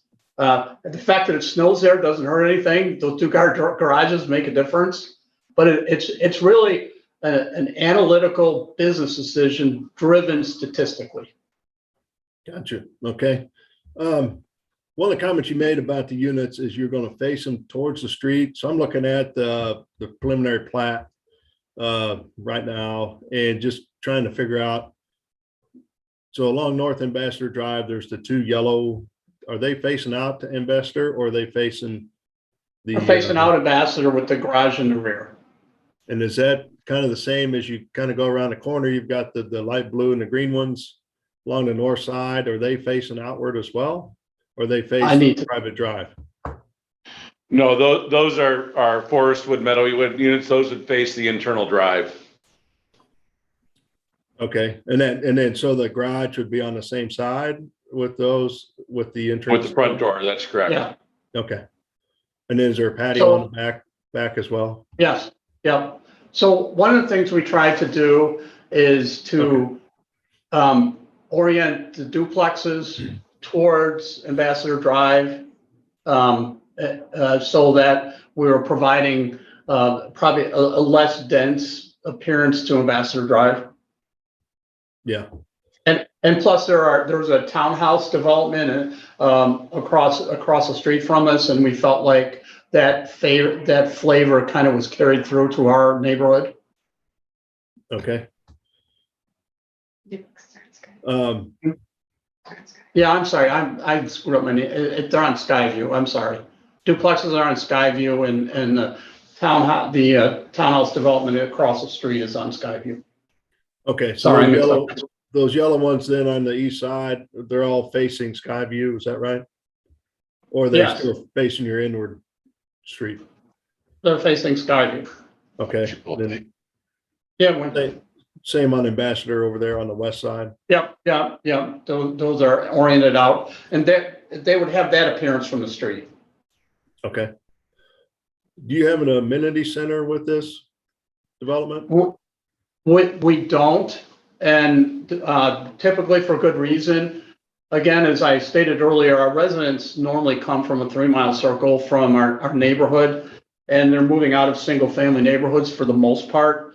And those neighborhoods often don't have those amenities, and the residents are used to buying those or joining those amenities in the community, and it ends up being part of their social life. And they really don't want to use, if we build amenities, they really don't want to use them because they might go to the Y and work out with their sister or Planet Fitness, or they may go to the library with their neighbor, and it's something they don't want on their site. Okay. And I'm gonna steal a question here from Commissioner Islander. Is there an opportunity with your 2 detention ponds for any green infrastructure on those instead of having 2 big ponds? Or are they going to be wet ponds, or what? How do you see those operating? So preliminarily, we haven't done a final design on them yet. Preliminarily, they'll be wet ponds. They typically are an amenity for the people who live there to get those kind of pond views. We do, though, throughout the site, the areas that aren't immediately adjacent to the building, we don't have it shown on here, but we typically will plant a large proportion of the site with a low mow, no mow mix, not in the pond areas, but outside of those, to allow the site to start renaturalizing in time. Our residents like to sit on their back patio. They like to be able to have, the view of a back patio, but they also like to see the fact that nature can start to kind of come back in over time. So, I would imagine that, in the open spaces, not necessarily underneath the high tension power wires, but you can see some of the open spaces around there that are larger, more open areas. Those won't be, stripy green grass. They'll be more low mow and no mow mixes of grass through there to kind of soften that site up. Okay. Did I ask that right, Mr. Islander, Commissioner? You sure did, and I like the wetlands and stream preservation. So, but thanks for asking the question. You bet. Okay. Any other questions from the commission to the applicant? I have a few questions. I don't know if I heard the rental cost on some of these. If you could give a range for those. $1,800 to $2,300. Okay. And did that include utilities? No. The Okay. residents pay their own utilities. Okay. Okay.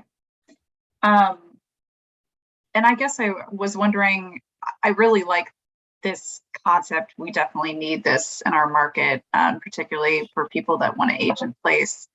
But the other piece that we need is just more housing in general for people of every demographic. And I'm just wondering if you have ever explored kind of the up-down duplex concept where you more or less would have similar floor plans to what you have in this plan, but you incorporate additional density with housing on the second level. Is that? We are extremely disciplined. You got to look at our core value number one. Do one thing really well. We have never built anything but this. We have some under construction. We're getting up to like 15,000 units, including under construction. And we believe that that is somebody else's niche in the market, and this is ours. Okay. I just know that that's a need here. So I know if you're working across the country, that's really what we're looking for. By the way, I agree with you. It's just not what we do. Okay. So if I can again expand on Ashley's question regarding the rental rate, are you looking to add any affordable housing rates in any of your developments? No, we do not.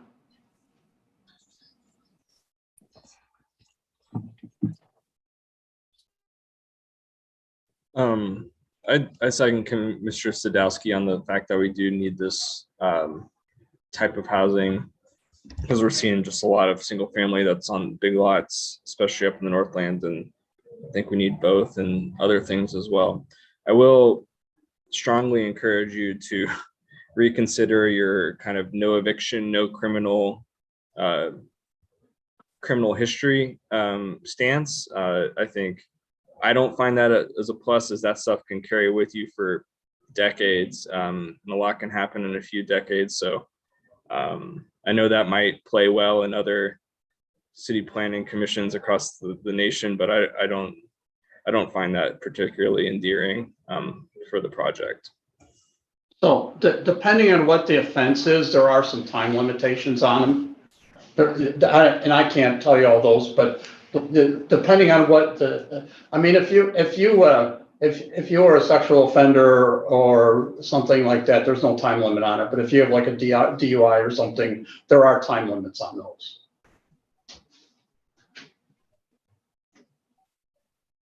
All right, any other questions from the commission to the applicant? One other thing, do you provide or do you allow for like vegetable beds or any plots for the owners or the renters to utilize? Most of our renters who do those kind of things do container gardens on their patio or just off their patio. We don't do anything like a community garden, but as far as, you know, people being able to make their home their own and do things like that, yeah, we're okay with that. It's just we don't provide a community garden, but there are a lot of people plant flowers and again have some container vegetable gardens on their patio or just off their patio. Mm-hmm. Okay. Okay. Any other questions? All right, so with that, let's go ahead and move to public testimony. So if there's anybody out there that would like to speak regarding docket item number 4, please raise your hand and you'll be called upon. No one is raising their hand. Okay, we'll go ahead and close public testimony then. Anything else you'd like to say, applicant? So we did have our public engagement meeting, and we had one person show up who was the property manager for the adjacent apartment neighborhood, and that was the only person that showed up. Okay.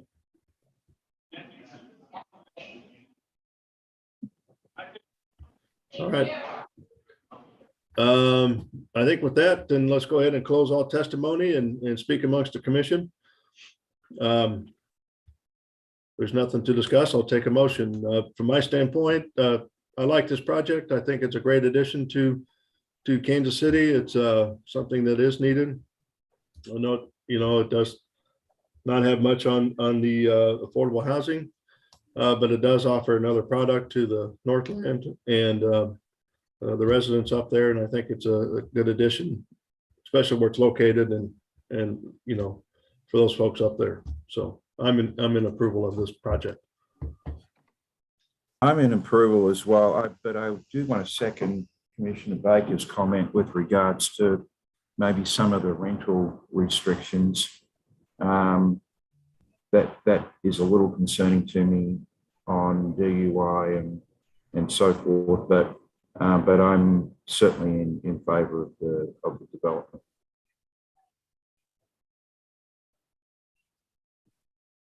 Anybody else have a comment? I'll go ahead and make the motion. Chair Crowell, move to approve docket item number 4 with conditions. Second. Okay, so I've got a motion and a second for approval of docket item number 4 with conditions stated. Lisa, can you take roll call on that motion, please?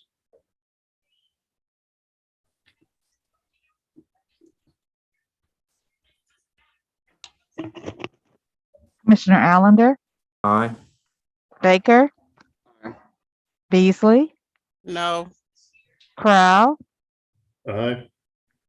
Enders, Aye. Hill, Rojas, No. and Sadowski. No. Okay, Commissioner Baker, I didn't hear what your vote was. Was a yes or no? It was aye. Yeah. Okay. All right, so the motion passes in 5-3. We appreciate you coming in and wish you well on your project as you move forward. Great, thank you very much. Thank you. Okay, with that, let's move on to docket item number 5.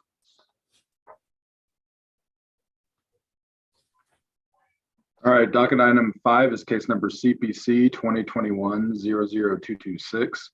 Request to approve a preliminary plat for Rosewood Reserve on about 40 acres of District R10, located at the southeast corner of Northeast 108th Street and North Rhine King Road. Olofu Agbaji is the staff planner. Morning, Mr. Chairman, members of the Plan Commission. Can you hear me? Yes, we can. Thank you. All right, thank you.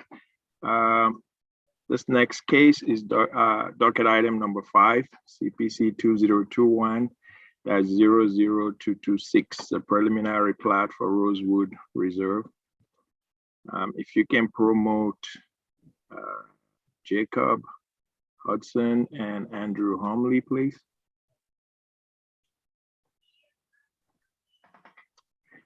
This case is located at the northeast corner of the city, just off 291, just south of, on the east side of 435 and just south of northeast 108th Street. And 291 is further north along the northern part of the street. To the east of the site is Kelly Brook Elementary School and the newly constructed Rising Hill Elementary School. Again, this site is highlighted in yellow, about 36 acres. And surrounding subdivisions will be Providence Place, and then for the east is Avondale and Brook and Kelly Brook to the southeast. This is a picture of the site. This is at the the southeast corner of northeast 108th Street, which is on the left side of the screen, and North Ryan King is on the right side. As you can see, northeast 108th Street is improved, but with only sidewalk on the north side, none on the south side. Ryan King is not improved, and this parcel only has limited frontage on Ryan King Road. Again, it's currently zone R10, and there is an existing single-family home, which is what you see on this picture, and that is located just at the northwest corner of the site, and that's to be demolished to make what you see. So the proposal is to extend the street and have 10 single-family lots and 1 tract. Again, this is the proposed layout to extend the public street going south down to this point, where the stormwater detention pond at the southeast corner, and the 10 lots will be 5 on one side and 5 on the other. This is going to be a public street, so it will be, and they will be extending the street and then also extending water to serve each lot. The lots are 3 acres in size, and the reason for that is they do not have a sewer, so they'll be served by septic. So each lot will have septic, and they do meet the requirement to have septic. So lot frontage in a public street is about 250 feet of frontage. There is an existing high tension, evergy high tension transmission line that crosses where lot 10 were highlighted in yellow. The applicant is in the process of contacting Evergy to see if it can be relocated to the back of the lot. Again, there's a stormwater detention track just to the southeast. This plat is not asking for any waivers or deviation, so this approval by City Plan Commission will be the final action. Staff's recommendation of this preliminary plat is for approval subject to the 27 corrections and conditions, and that ends my presentation. I'll take any questions. Olufu, can we talk about the cul-de-sac and if there's a need? I mean, we've had this conversation before on other things, but is there a need to make connections to existing streets, or is this just kind of, can you orient us when it comes to the streets? It does meet the maximum length, so there's no, it meets the maximum length and the maximum number of lots with served by cul-de-sac. So there's no need for that connection to occur. So what's going on below it? I guess is the question. Below is a vacant large lot, but to the east is a lot that's owned by North Kansas City School District. Mm-hmm. And they own that continuously. And so this is existing large lot, single family homes on large tracts. And so the only streets currently are 108th Street and then Ryan King, which goes off a little bit, correct? That's correct. So Ryan King does and curves off around here and comes through here. So they do not have access on Ryan King. Okay. So in your estimation, this is kind of landlocked in a sense, in that the cul-de-sac is appropriate, and that if there would be development below it to the south, they would have to make connections to Ryan King and potentially across to Eastern. East. That's correct. Okay. Okay, thank you. Pick up on Commissioner Baker's comment. So the development, do we expect it develop? There will be development below. Let me see if I can share. We do have some existing subdivision that have been approved at this location that will be coming. So we don't think in the future there are existing subdivisions that are approved that do make that connection from Eastern. So what you see here is it's called Sarah's Meadow, and we do have that connection already established coming through in the future. Can't see what we're not seeing. Yeah. Oh, excuse me. Forgot I stopped sharing.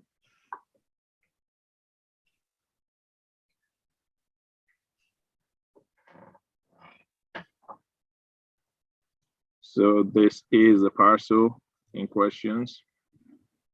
And then as you come south of Eastern, a Sarah's Meadow that's approved to then connect Eastern through to Northeast Ranking.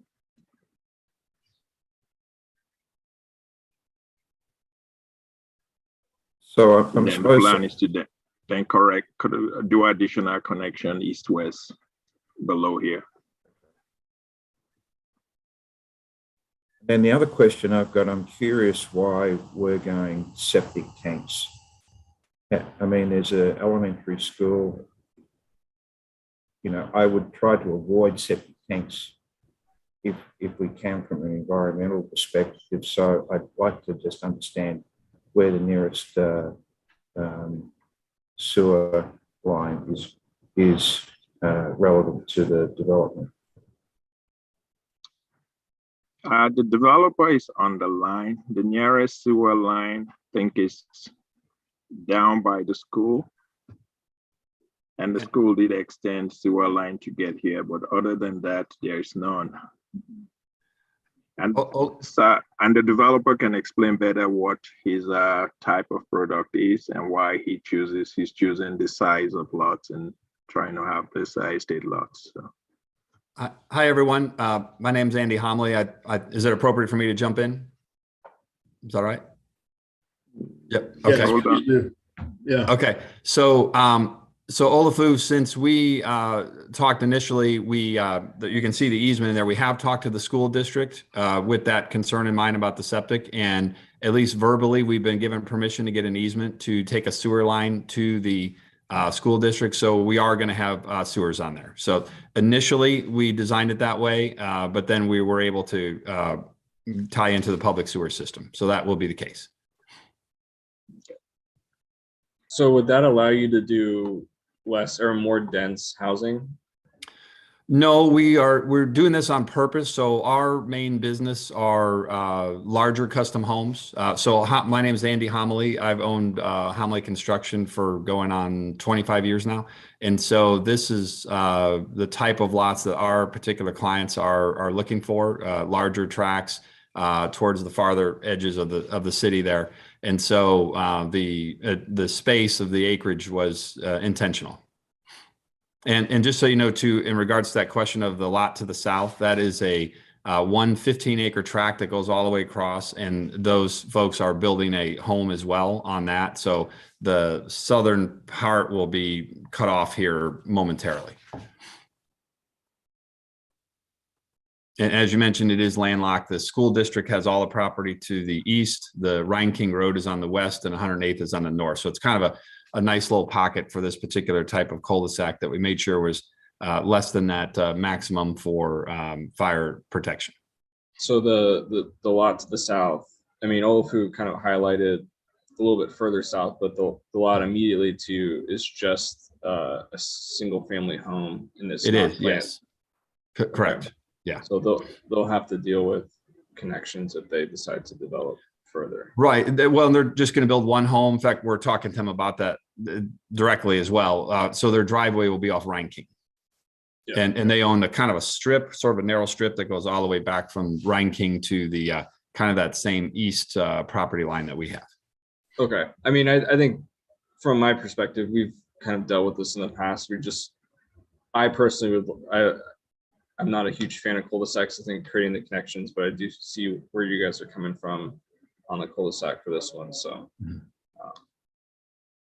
and there's a lot of large acreages in this area, various homes. So this is kind of that area, the transitioning out into the country, you might say, to the north, where a lot of people are on 5, 10, 20, 50 acre lots where they have homes. And this is that was the idea, sort of filling into that part of the city.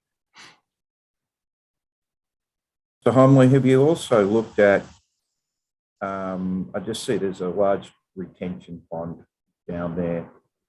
And, I think we've got to get away from retention ponds in my mind, from a stormwater management perspective. I think have you considered some sort of constructed wetland or some sort of green infrastructure versus just a detention pond? Sure, we'd consider it. Yeah. Bioswales and things like that. I suppose we'd be up for that. I'm a civil engineer by trade. Actually, I used to design developments many, many years ago, but no, we've been working with Olson. And so we're essentially, that hasn't been finalized. What we did is set aside that portion of land just to, because we know we have to have detention capabilities for, making impervious ground, whatnot, but we're certainly open to different ideas for that. So absolutely. Yeah, I'd certainly like to put some sort of condition that you at least look at green infrastructure versus a detention pond for final, when you come back for final approval. But I think there's an opportunity here again to look at green infrastructure in lieu of a detention pond.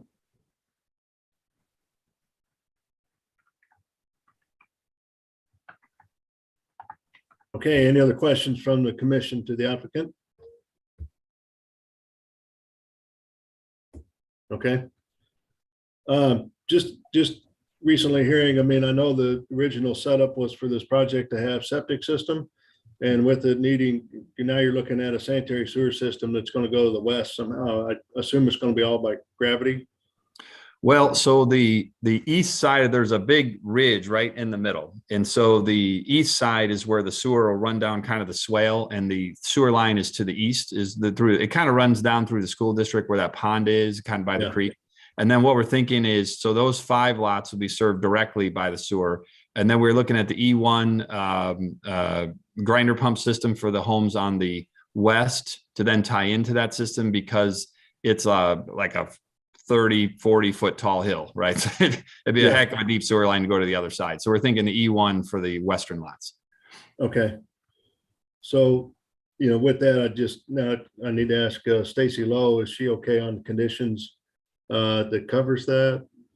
And I think that's condition number 4.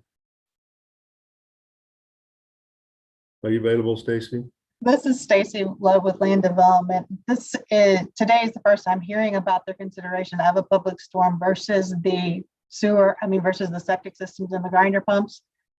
So I would have concerns about condition number 4. And I also would have concerns because the plan I reviewed wouldn't have accurately reflected the proposed utilities for this site. So I don't know how to respond at this point, Commissioner. I'm sorry. Well, that's kind of what I was afraid of. And I just want to make sure we get that addressed, now before it's too late, if that makes sense. And I guess our thought was, as long as we have the lots large enough so we could go septic, like that is an option for the city, that as a backup plan, that would always still work according to the city code. And then if we're able to go with the public utility system or sanitary sewers, then that would be our preference, but essentially it's set up to work either way. At this time, Mr. Homley, the way condition number 4 is written on your case is it is exclusive to extending the sanitary sewer system. So that condition would need to be reworded in order to give you the option to do either or, and that has not been considered prior to today's hearing.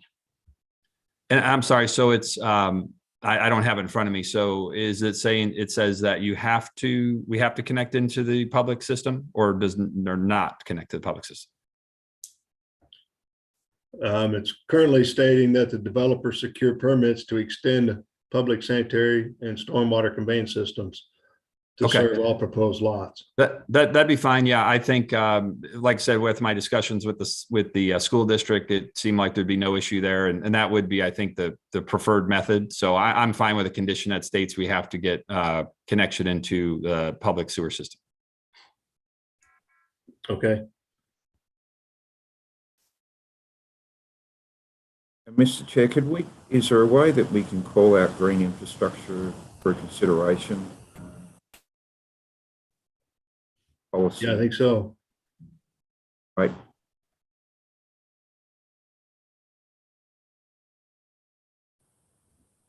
That'd be a separate condition. Yeah, I'm just trying to look through the current conditions. As stated, I don't see anything now. It's probably got the standard stormwater considerations, but I think And I think our theory on this was that we would present the preliminary plat, make sure this all looked good here. And then when, at this point, with approval, have Olson dive into the details of the design and whatnot. And that's where we dive into the different, Olson was telling me various ways to accomplish the goal for the water quality and the detention characteristics. There's several different ways of doing that. And so we would obviously have to address that to the, to approval of the city. And that was the plan. Next plan is to dive into that next. So considering that is certainly something we would do for sure. Yeah. Yeah, I think if you looked at the policy for stormwater, you probably comply, but I just think we want to put more green infrastructure into the city. So I'd like to have that called out for Olson at least to consider as they're moving forward into the design and not forget about it. Okay. And Bruce, to clarify, are you saying before, like as part of their submission of the final plat? Yeah. Okay. Okay, any other questions from the commission to the applicant? Okay, seeing none, let's go ahead and open it up for any public testimony. If there's anybody out there from the public that would like to speak regarding docket item number 5, please raise your hand and you'll be called upon.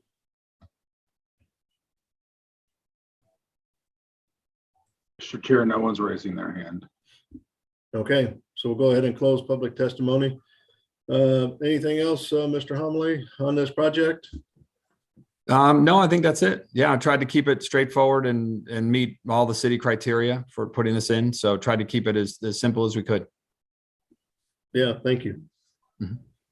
Okay, Commissioner Beasley, you got your hand up. Is there something you want to? No, I was clicking on the wrong thing. Okay, you just didn't want us to forget you, did you? All right, so with that, we'll go ahead and close all testimony then. And if there's no discussion, I'll take a motion, please. Motion to approve docket item number 5 with condition to investigate green infrastructure before the submission of the final plat.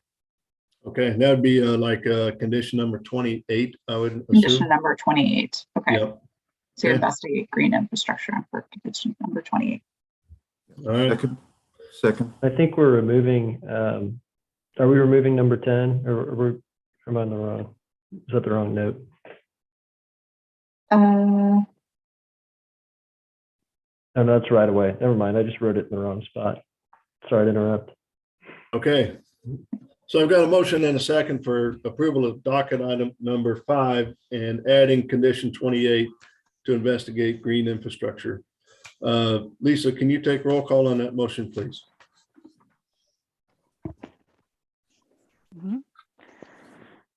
Commissioner Allender, Aye. Baker, Aye. Beasley, Aye. Crowell, Aye. Enders. Aye. Okay, I don't see it. Rojas Aye. and Sadowski. Aye. Okay, it looks like the motion passes 8-0 or 7-0. Sorry, Commissioner Hillscon. We appreciate you bringing it in and good luck as you move forward on this. Thank you very much. Appreciate it. Yep. Thank you. All right. So I believe that takes us, well, we got one more, number 10. So docket item number 10, please. Is everybody okay? Need a break real quick or no? No, let's keep going. All right, let's get through it. Right, document 10 is case number CPC 2021-00156. This is a request to approve a development plan in District M1-5 to allow 2 principal structures on 1 lot, about 14 acres, located at the southeast corner of Booth Avenue in the East US 40 Highway. Olufu Agbaji is the staff planner. Good morning, Matthew Barnes, Development Management Division. I am presenting the case for Olufu Agbaji. I'll share my screen here.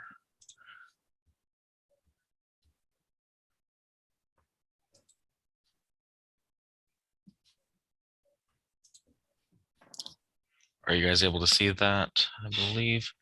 So docket item number 10, case number CD CPC 2021-00156, a development plan for Flynn Midwest. The applicant team is Judd Clausen with Phelps Engineering and Philip Thomas with AL Huber. Who needs to be admitted is Becky Hart. She is calling in from a phone number for when there is public testimony.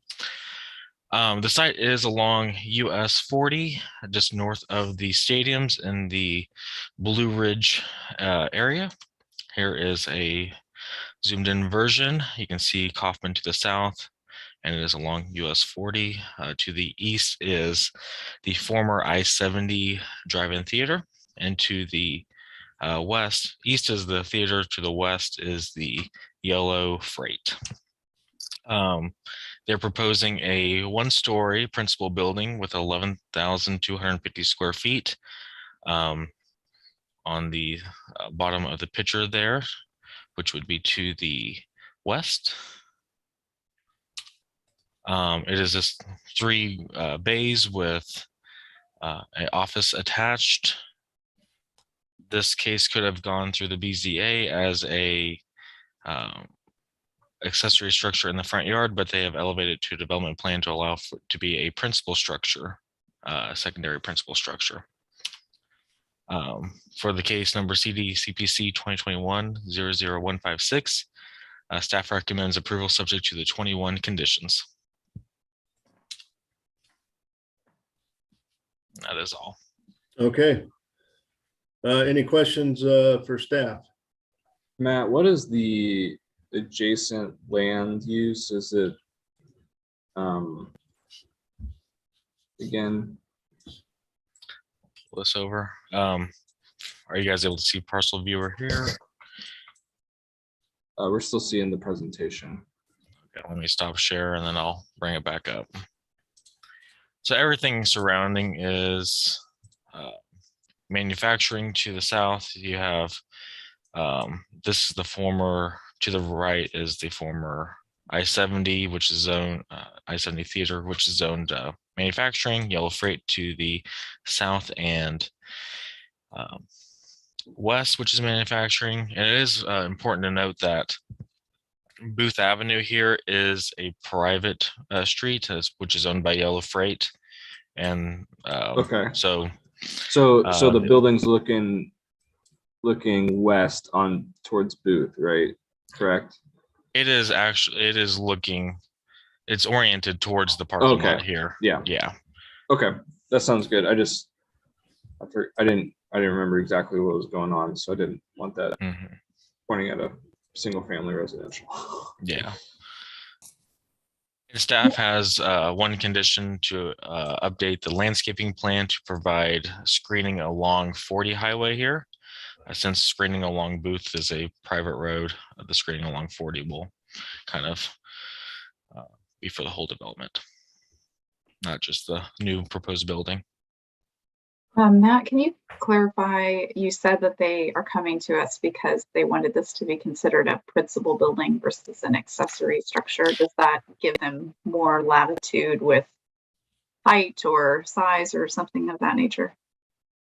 It just allowed them to have more than just storage uses in there. Its office use is also being proposed. Okay.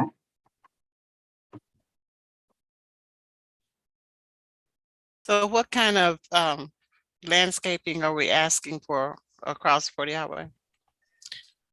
We're looking for kind of a mixture of shrubs plus, some taller trees. Probably not many evergreens, as people from the community have expressed discouraged that due to pedestrians walking along 40 and the thought of maybe people hiding in those evergreens. So kind of a mixture between shrubbery and some taller like maples and things of that nature. So are we asking for any sidewalk to be put in across their frontage? We do not have that in our current conditions. We have reached out to MoDOT too. They would be fine as long as with us requiring the sidewalks, as long as it goes from both hard surface to hard surface, which would make them go to this driveway here. Currently along 40 highway, there's sidewalks up to the property that was put in when they did the 435 and 70 interchange. But further down the street, there are not really any that are currently in place up to, I believe, Independence there. So then personally, I'd like to see us extend the sidewalk. And I do believe that we will have residents having testimony here in a bit talking about that. Okay, thank you. Any other questions for staff? Okay, let's go ahead and welcome the applicant then. I'm Mr. Clausen. Thank you, Commissioners and Chair Crowell, Judd Clausen with Phelps Engineering, 1270 North Winchester, Olathe, Kansas, my address, appearing on behalf of A.L. Huber and Flynn Midwest, the applicants. As you know, Flynn Midwest been there a long time. They're roofing, glass, and sheet metal contractor, been part of the community for probably 20 plus years in this location.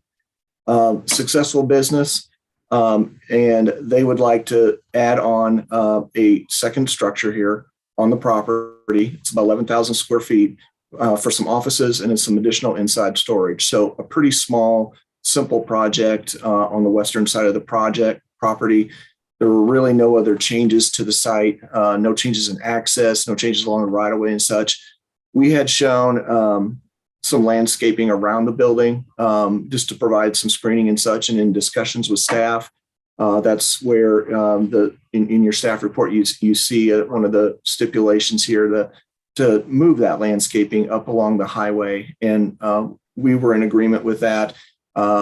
We also talked about using more deciduous trees and some shrubbery along there and not the evergreens. We did have a neighborhood meeting on January 19th. There was one resident or neighborhood association member out there that did attend the meeting. We did invite everyone within 300 feet. During the meeting, we talked extensively about the landscaping and such, and we are in agreement to do that landscaping along the highway there. After the meeting, it was brought up about a request for sidewalk along there as well. And I did discuss that with my client, and we looked at what it would take to do that. You would have to put in curbs and storm drainage because right now the street all drains into a roadside ditch all along there. So it isn't as simple as just dropping in some sidewalk. You'd have to put in curbs, storm drainage, and quite a bit of infrastructure in order to do that. And my client was respectfully disagreeing with that recommendation to do that. So at this point, we're agreeable to the landscape, but not the sidewalk portion of this. We are in agreement with the stipulations as presented in the staff report under the plan conditions, corrections, and recommendations report. So with that, I'll stand for any questions. Also, Phil Thomas with A.L. Huber is also on the line to add anything in support of our case. Okay, any questions from the commission to the applicant? So can I clarify what I thought was presented then? The property to the east is under the same ownership, and at the time they did some work there, they did install sidewalks. So you're saying they had to deal with the same type of conditions you're bringing up now to install that sidewalk? So there's a property across the street to the north that just developed, and there was no sidewalk put in on it. And then, as I understand from Phil, there's also another facility to the east. There are two parcels to the east, and no sidewalk was installed with that project. There is sidewalk to the west that was installed. I don't know when, but it doesn't appear to be a consistent requirement out there. So my answer then, the one to the west, is that part of what your ownership did? No, it is not. It is somebody else's property. Our ownership is under Flynn Midwest, called MST Investments is the holding company for it. The property to the west where the sidewalk is owned by RLF Booth, SPE. Is some out of Annapolis, Maryland, someone totally different. Thank you for clarifying. Yes, you're welcome. And I do believe that MoDOT put that sidewalk in when they reconstructed the bridge and did the interchange there also.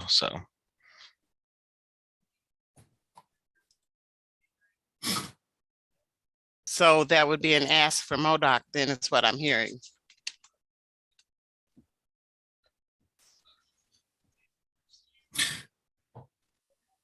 It is our opinion that has not been something that has typically been asked of the applicants as they redevelop or do projects along the 20 or 40 highway corridor here.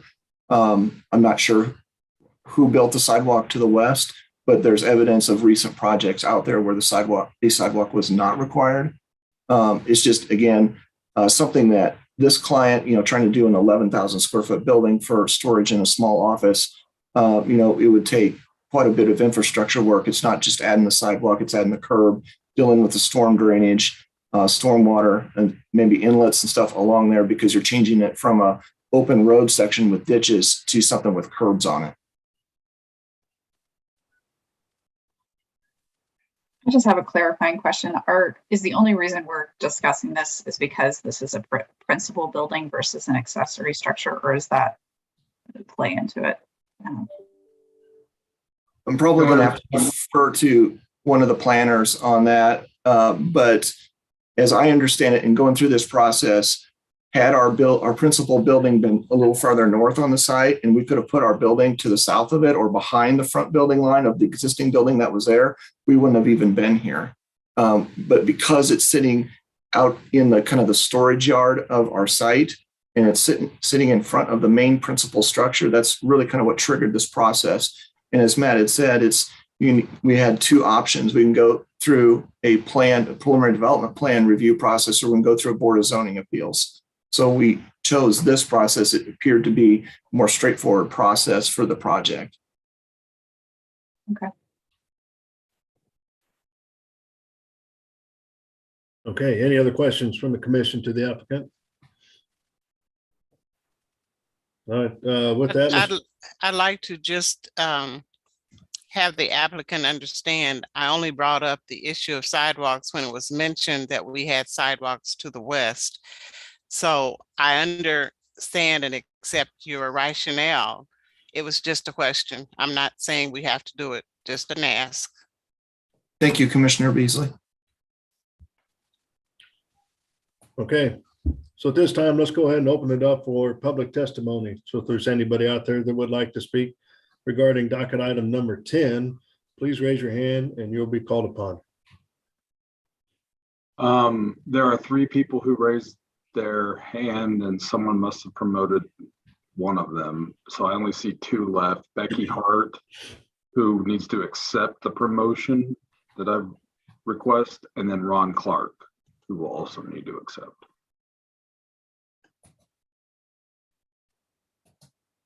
Okay. So if we can start with Ron Clark. Ron, are you available? Yeah, so I'm here. Hold on. I was trying to get my video going. Just real quick, Ron Clark, do I have to say my address? Yes. Yeah, your name and address for the record, please. Okay, but Ron Clark, 3236 Robert Street, KCMO 64124. I've just been listening in, and I just wanted to comment on something real quick and maybe throw out a challenge to the commission. It is like a thing where there are these little stubs of sidewalks out here on 40 highway. I think that there's a bigger question here about what is 40 highway supposed to be. If there is a long-term plan to somehow make it more pedestrian friendly, and I don't know if there's some type of ADA input in the future, I think that it is something to consider as far as like the sidewalks and stuff go. But honestly, I think the addition of a little stretch of private sidewalk through here would just add further confusion to what exactly the plan is as far as the use for the roadway. Obviously, we've talked a little bit at this commission meeting about how a lot of the things in this area, a lot of the zoning or whatever is for industrial. And yeah, just a thought. I think that there is an element to it where this 4D is kind of like forgotten almost, or 4D is like not thought of, kind of like a hodgepodge of stuff that goes on over here. Hodgepodge of sidewalks, hodgepodge of curb, no curb, all that kind of stuff. So just something to think about before making any decision and for future reference. Okay, thank you. Becky, you available? Yes, I am. Can you hear me? Yes. I'm Becky Hart, 3216 Booth Avenue with the Western Blue Township homeowners. Okay. There's several things I need to address here. We have had a big, huge problems with people coming in to requesting getting okays on their properties and stuff, but they don't follow through, like the land east of there.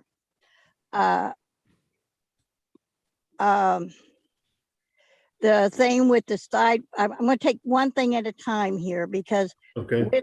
The one thing I want to really express is that 40 Highway, we have been trying very hard out this way to upgrade the looks of 40 Highway.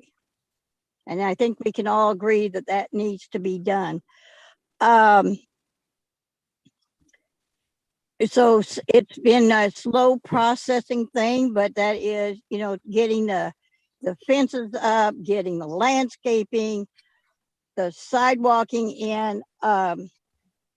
I'm not sure exactly how the sidewalk from the bridge to the Booth Avenue happened, but the sidewalk is a very necessary thing. Number one, we have a lot of traffic out here on 40 Highway.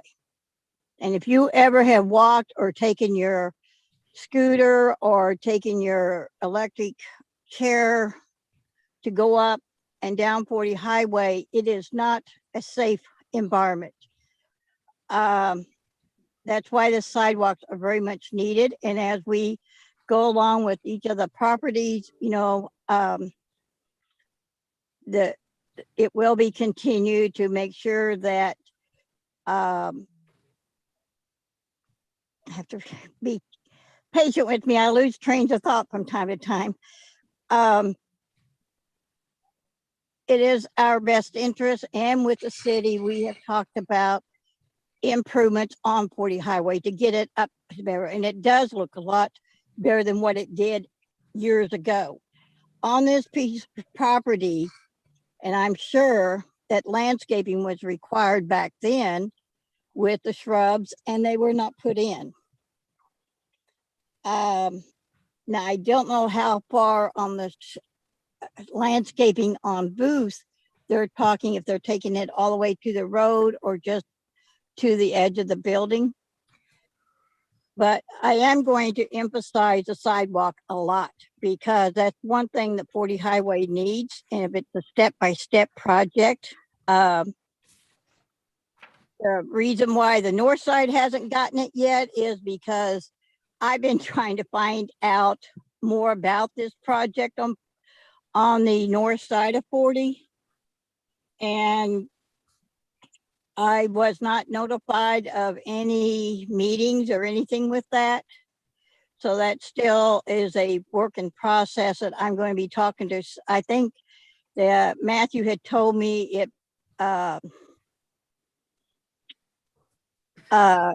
belonged to, I think, in zoning department or something. So that's something I will be looking into.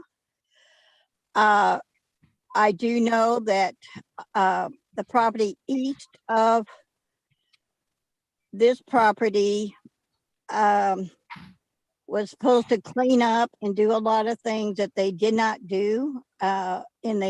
We had gone to a number of hearings on this piece of this property, plus the landscaping was also supposed to have been done, and that the fencing and stuff, it was supposed to improve, but it didn't. So we've had a problem out here with property owners that does not want to comply to, they want to come in and get what they want, but they don't want to comply with what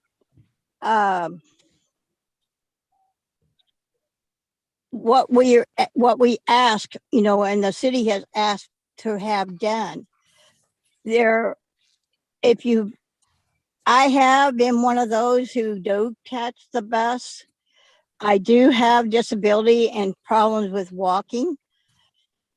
And I have gone up to the bus stop on the south side of 40 Highway.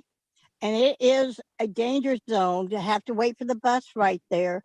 There's no place to sit down. There's no place to stand safely except for going back behind where the ditch is.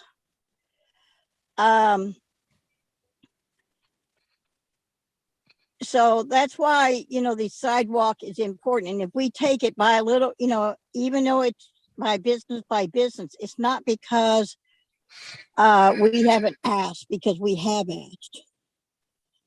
Because building up 40 Highway is a big plus. And we have got it now. If you go from Booth to Lewis, you'll see the iron fences down on west of 40 Highway. There's a trucking company that they had put up the iron fence. So it is, you know, as these properties change hands and as these properties ask for things in the city, this is a very much a concern of asking the city to follow through with making sure that landscaping and the sidewalks get put in. The sidewalks are needed out here with all the traffic. Now we get a lot of traffic from the ball games, but both from the Chiefs and both from the Royals. I'm in a neighborhood of 500 homes. It's north of 40 Highway, and that goes from 435 to Blue Ridge. It also goes from 23rd Street to 40 Highway. And it is a struggle trying to get out with your car long enough trying to walk across the highway. There are several of us will go up to 31st Street and try to go out, but when you have the buses, you have to go out on 40 Highway. And I have been in that situation for years, having to wait on traffic and make sure it's safe to cross. Because it's gotten a whole lot busier over the years. Okay. I would like to add, because I'm not sure why there hasn't been any landscaping done on the east side, but the property on the east side of this property, they are parking vehicles now for the games. So it is a public view. Hi, Becky. Can you just kind of limit yourself to the project at hand? We don't have any jurisdiction over the property to the east right now. Right. I'm just making a comment that the public does come out on that side. And what we want to do is improve the look of our area. I totally understand. Okay. And so I'd like to know more on the Booth side about how far the landscaping is coming on that side over there.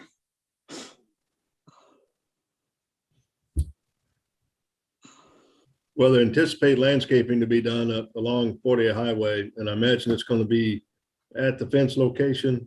Is that right, Mr. Clausen? Is it going to be behind it or in front of it within the MoDOT right of way? So the right of way does not go all the way to the fence. There is some space there, kind of looking at GIS, but the anticipation is that it would be in front of the fence. So we'd have some shrubbery and some smaller ornamental deciduous type trees, because we do have a large overhead power line along there, and we would add that landscaping under there in accordance with what Evergy would allow us to do. This is the first I'm hearing about landscaping along Booth. All the conversations to date have been, what can we do to make the frontage along 40 Highway look better? My client is certainly agreeable to adding that landscaping along 40 Highway, but we had not, up till this point, ever heard about landscaping along Booth Avenue. Yep. And also looking at, the right of way along 40 Highway, how far from the iron fence is it to the property line? Do you know? It's approximately 10 feet or so in that zone right through there. So I feel like it's an adequate amount of room to be able to plant, some trees and some landscaping in that area. Okay.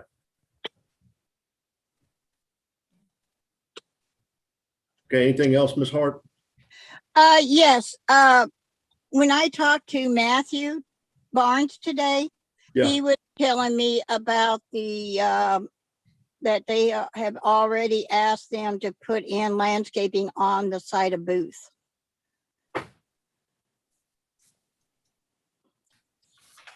Just, one quick clarification. They had submitted a landscape plan that showed landscaping on Booth, but we had requested that the landscaping be put along 40 Highway since Booth is a private drive at that portion. That is correct. And that's what is in the stipulation. I think it's item number 8 in the stipulations. Consider revising the landscape plan to provide landscaping along US 40 Highway frontage. Work with staff to make sure that the public frontage is properly screened per 88-425. So we're agreeable to that. So Matthew, did I hear you wrong saying that that you guys were including that Booth to have landscaping too? Yes, I'm sorry for the confusion, but yeah, we are requiring it along just 40. Okay. Yeah, I understand that. I was just going by what you had told me this morning. So. Okay. All right. Anything else? We need to move on here. Okay. I just want to make sure that 40 Highway remains safe and we do all the improvements we can along 40 Highway to make it better out here. Okay. All right. Thank you. Okay. Anybody else, Joe, from the public? I did not see anyone else. It was just Mr. Clark and Ms. Hart. Okay. Well, at this time, we'll go ahead and close public testimony then. And so I think we got the landscaping item figured out. We've already kind of talked about the sidewalk and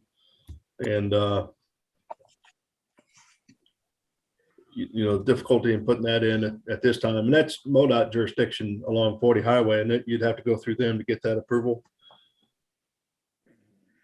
if anything.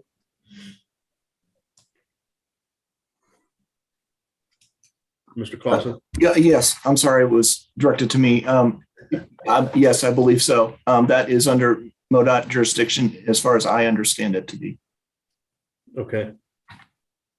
Joe, do you know, because this is under MoDOT, are they implementing either along here or any other places in the city more pedestrian oriented infrastructure? Is that something we're seeing at all or anticipating? I don't know the answer to that. I can tell you that there was a project that was recently approved to the east, immediately to the east of this property, and they were not required to put in sidewalks.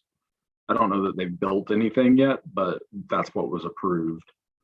The project to the north that's being referenced, they were not required to put in sidewalks, but that was a building permit level review. It did not come to Planning Commission or City Council for any sort of discretionary conditions being added to the project like you're seeing here with this one. So we do on a case, I mean, the reason it's patchwork is because of it being a case-by-case basis where we do have to, in the course of reviewing a project like this one, MoDOT does have a review. We typically do work with them and ask for a sidewalk if they're willing to agree to it.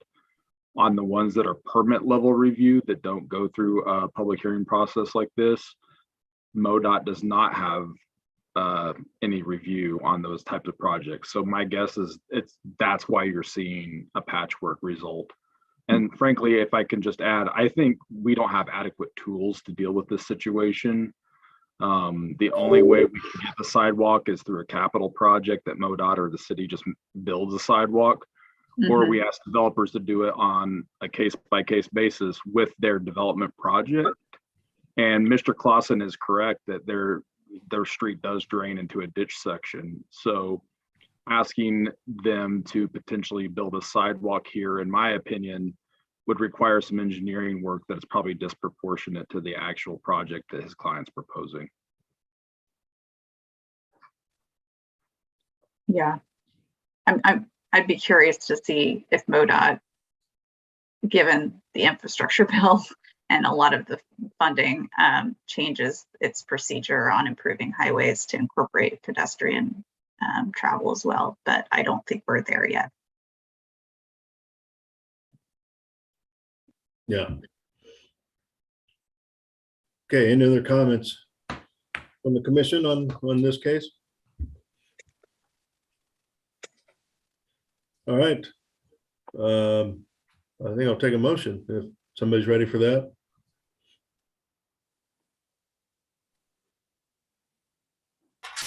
Mr. Chair, I'd like to make a motion that we accept case number 10, CPC 00156 as stated on the docket. Second. Okay, so I got a motion and a second for approval of docket item number 10 with conditions stated. Lisa, can you take roll call, please? Commissioner Allender, Didn't hear you, Mr. Allender. Aye. Baker, Aye. Beasley, Aye. Crowell, Aye. Enders, Aye. Rojas, Aye. and Sadowski. Okay, it looks like the motion passes 7-0. We appreciate you bringing it in and good luck moving forward on this thing. Thank you. Yeah, thank you. All right, with that, I think we've hit our whole docket here today.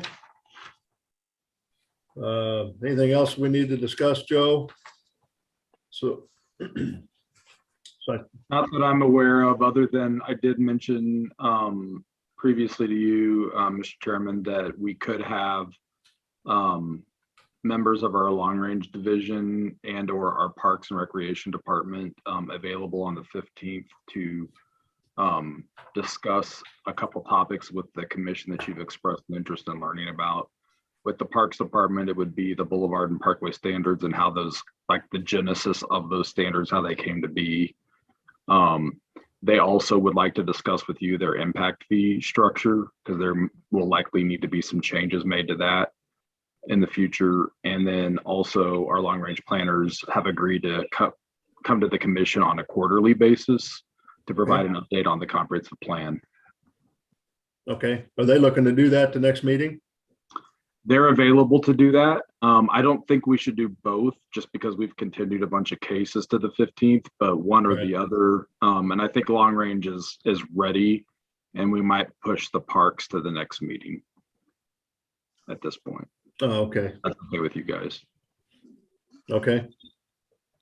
Joe, where did you go? Where did you go with the conversation with the water department? Come in and talk about the stormwater policy. Yeah, they're suggesting that we have two different work sessions, one about stormwater in general, and then something thereafter, well, not something, after that at some point, like either the next meeting or a month later, talk about the green infrastructure manual after they've been able to talk with you guys about stormwater in general.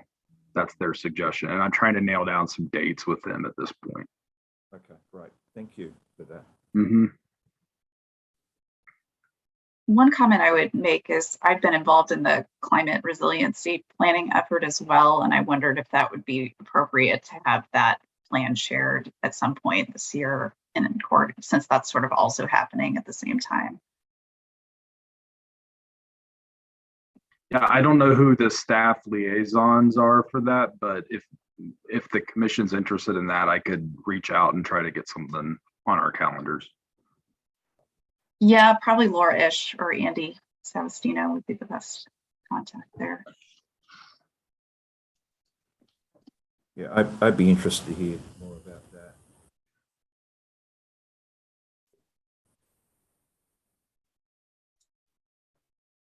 I was thinking one of our questions was, when do they plan on moving forward with the plan, the end date of putting and wrapping all that up? I think that was a question that came up for the comp plan. yes. I think the end of this year is when they like to have it ready.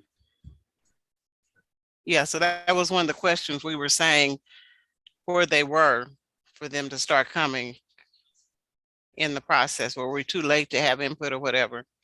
But oh no. So the end of the year. Okay. I wasn't sure when it was targeted to end. Yeah, it's end of the year, I think, is probably the earliest. So it's not too late to have any comment or anything right now. Okay. There's still a lot of work to be done yet. Okay. Thank you.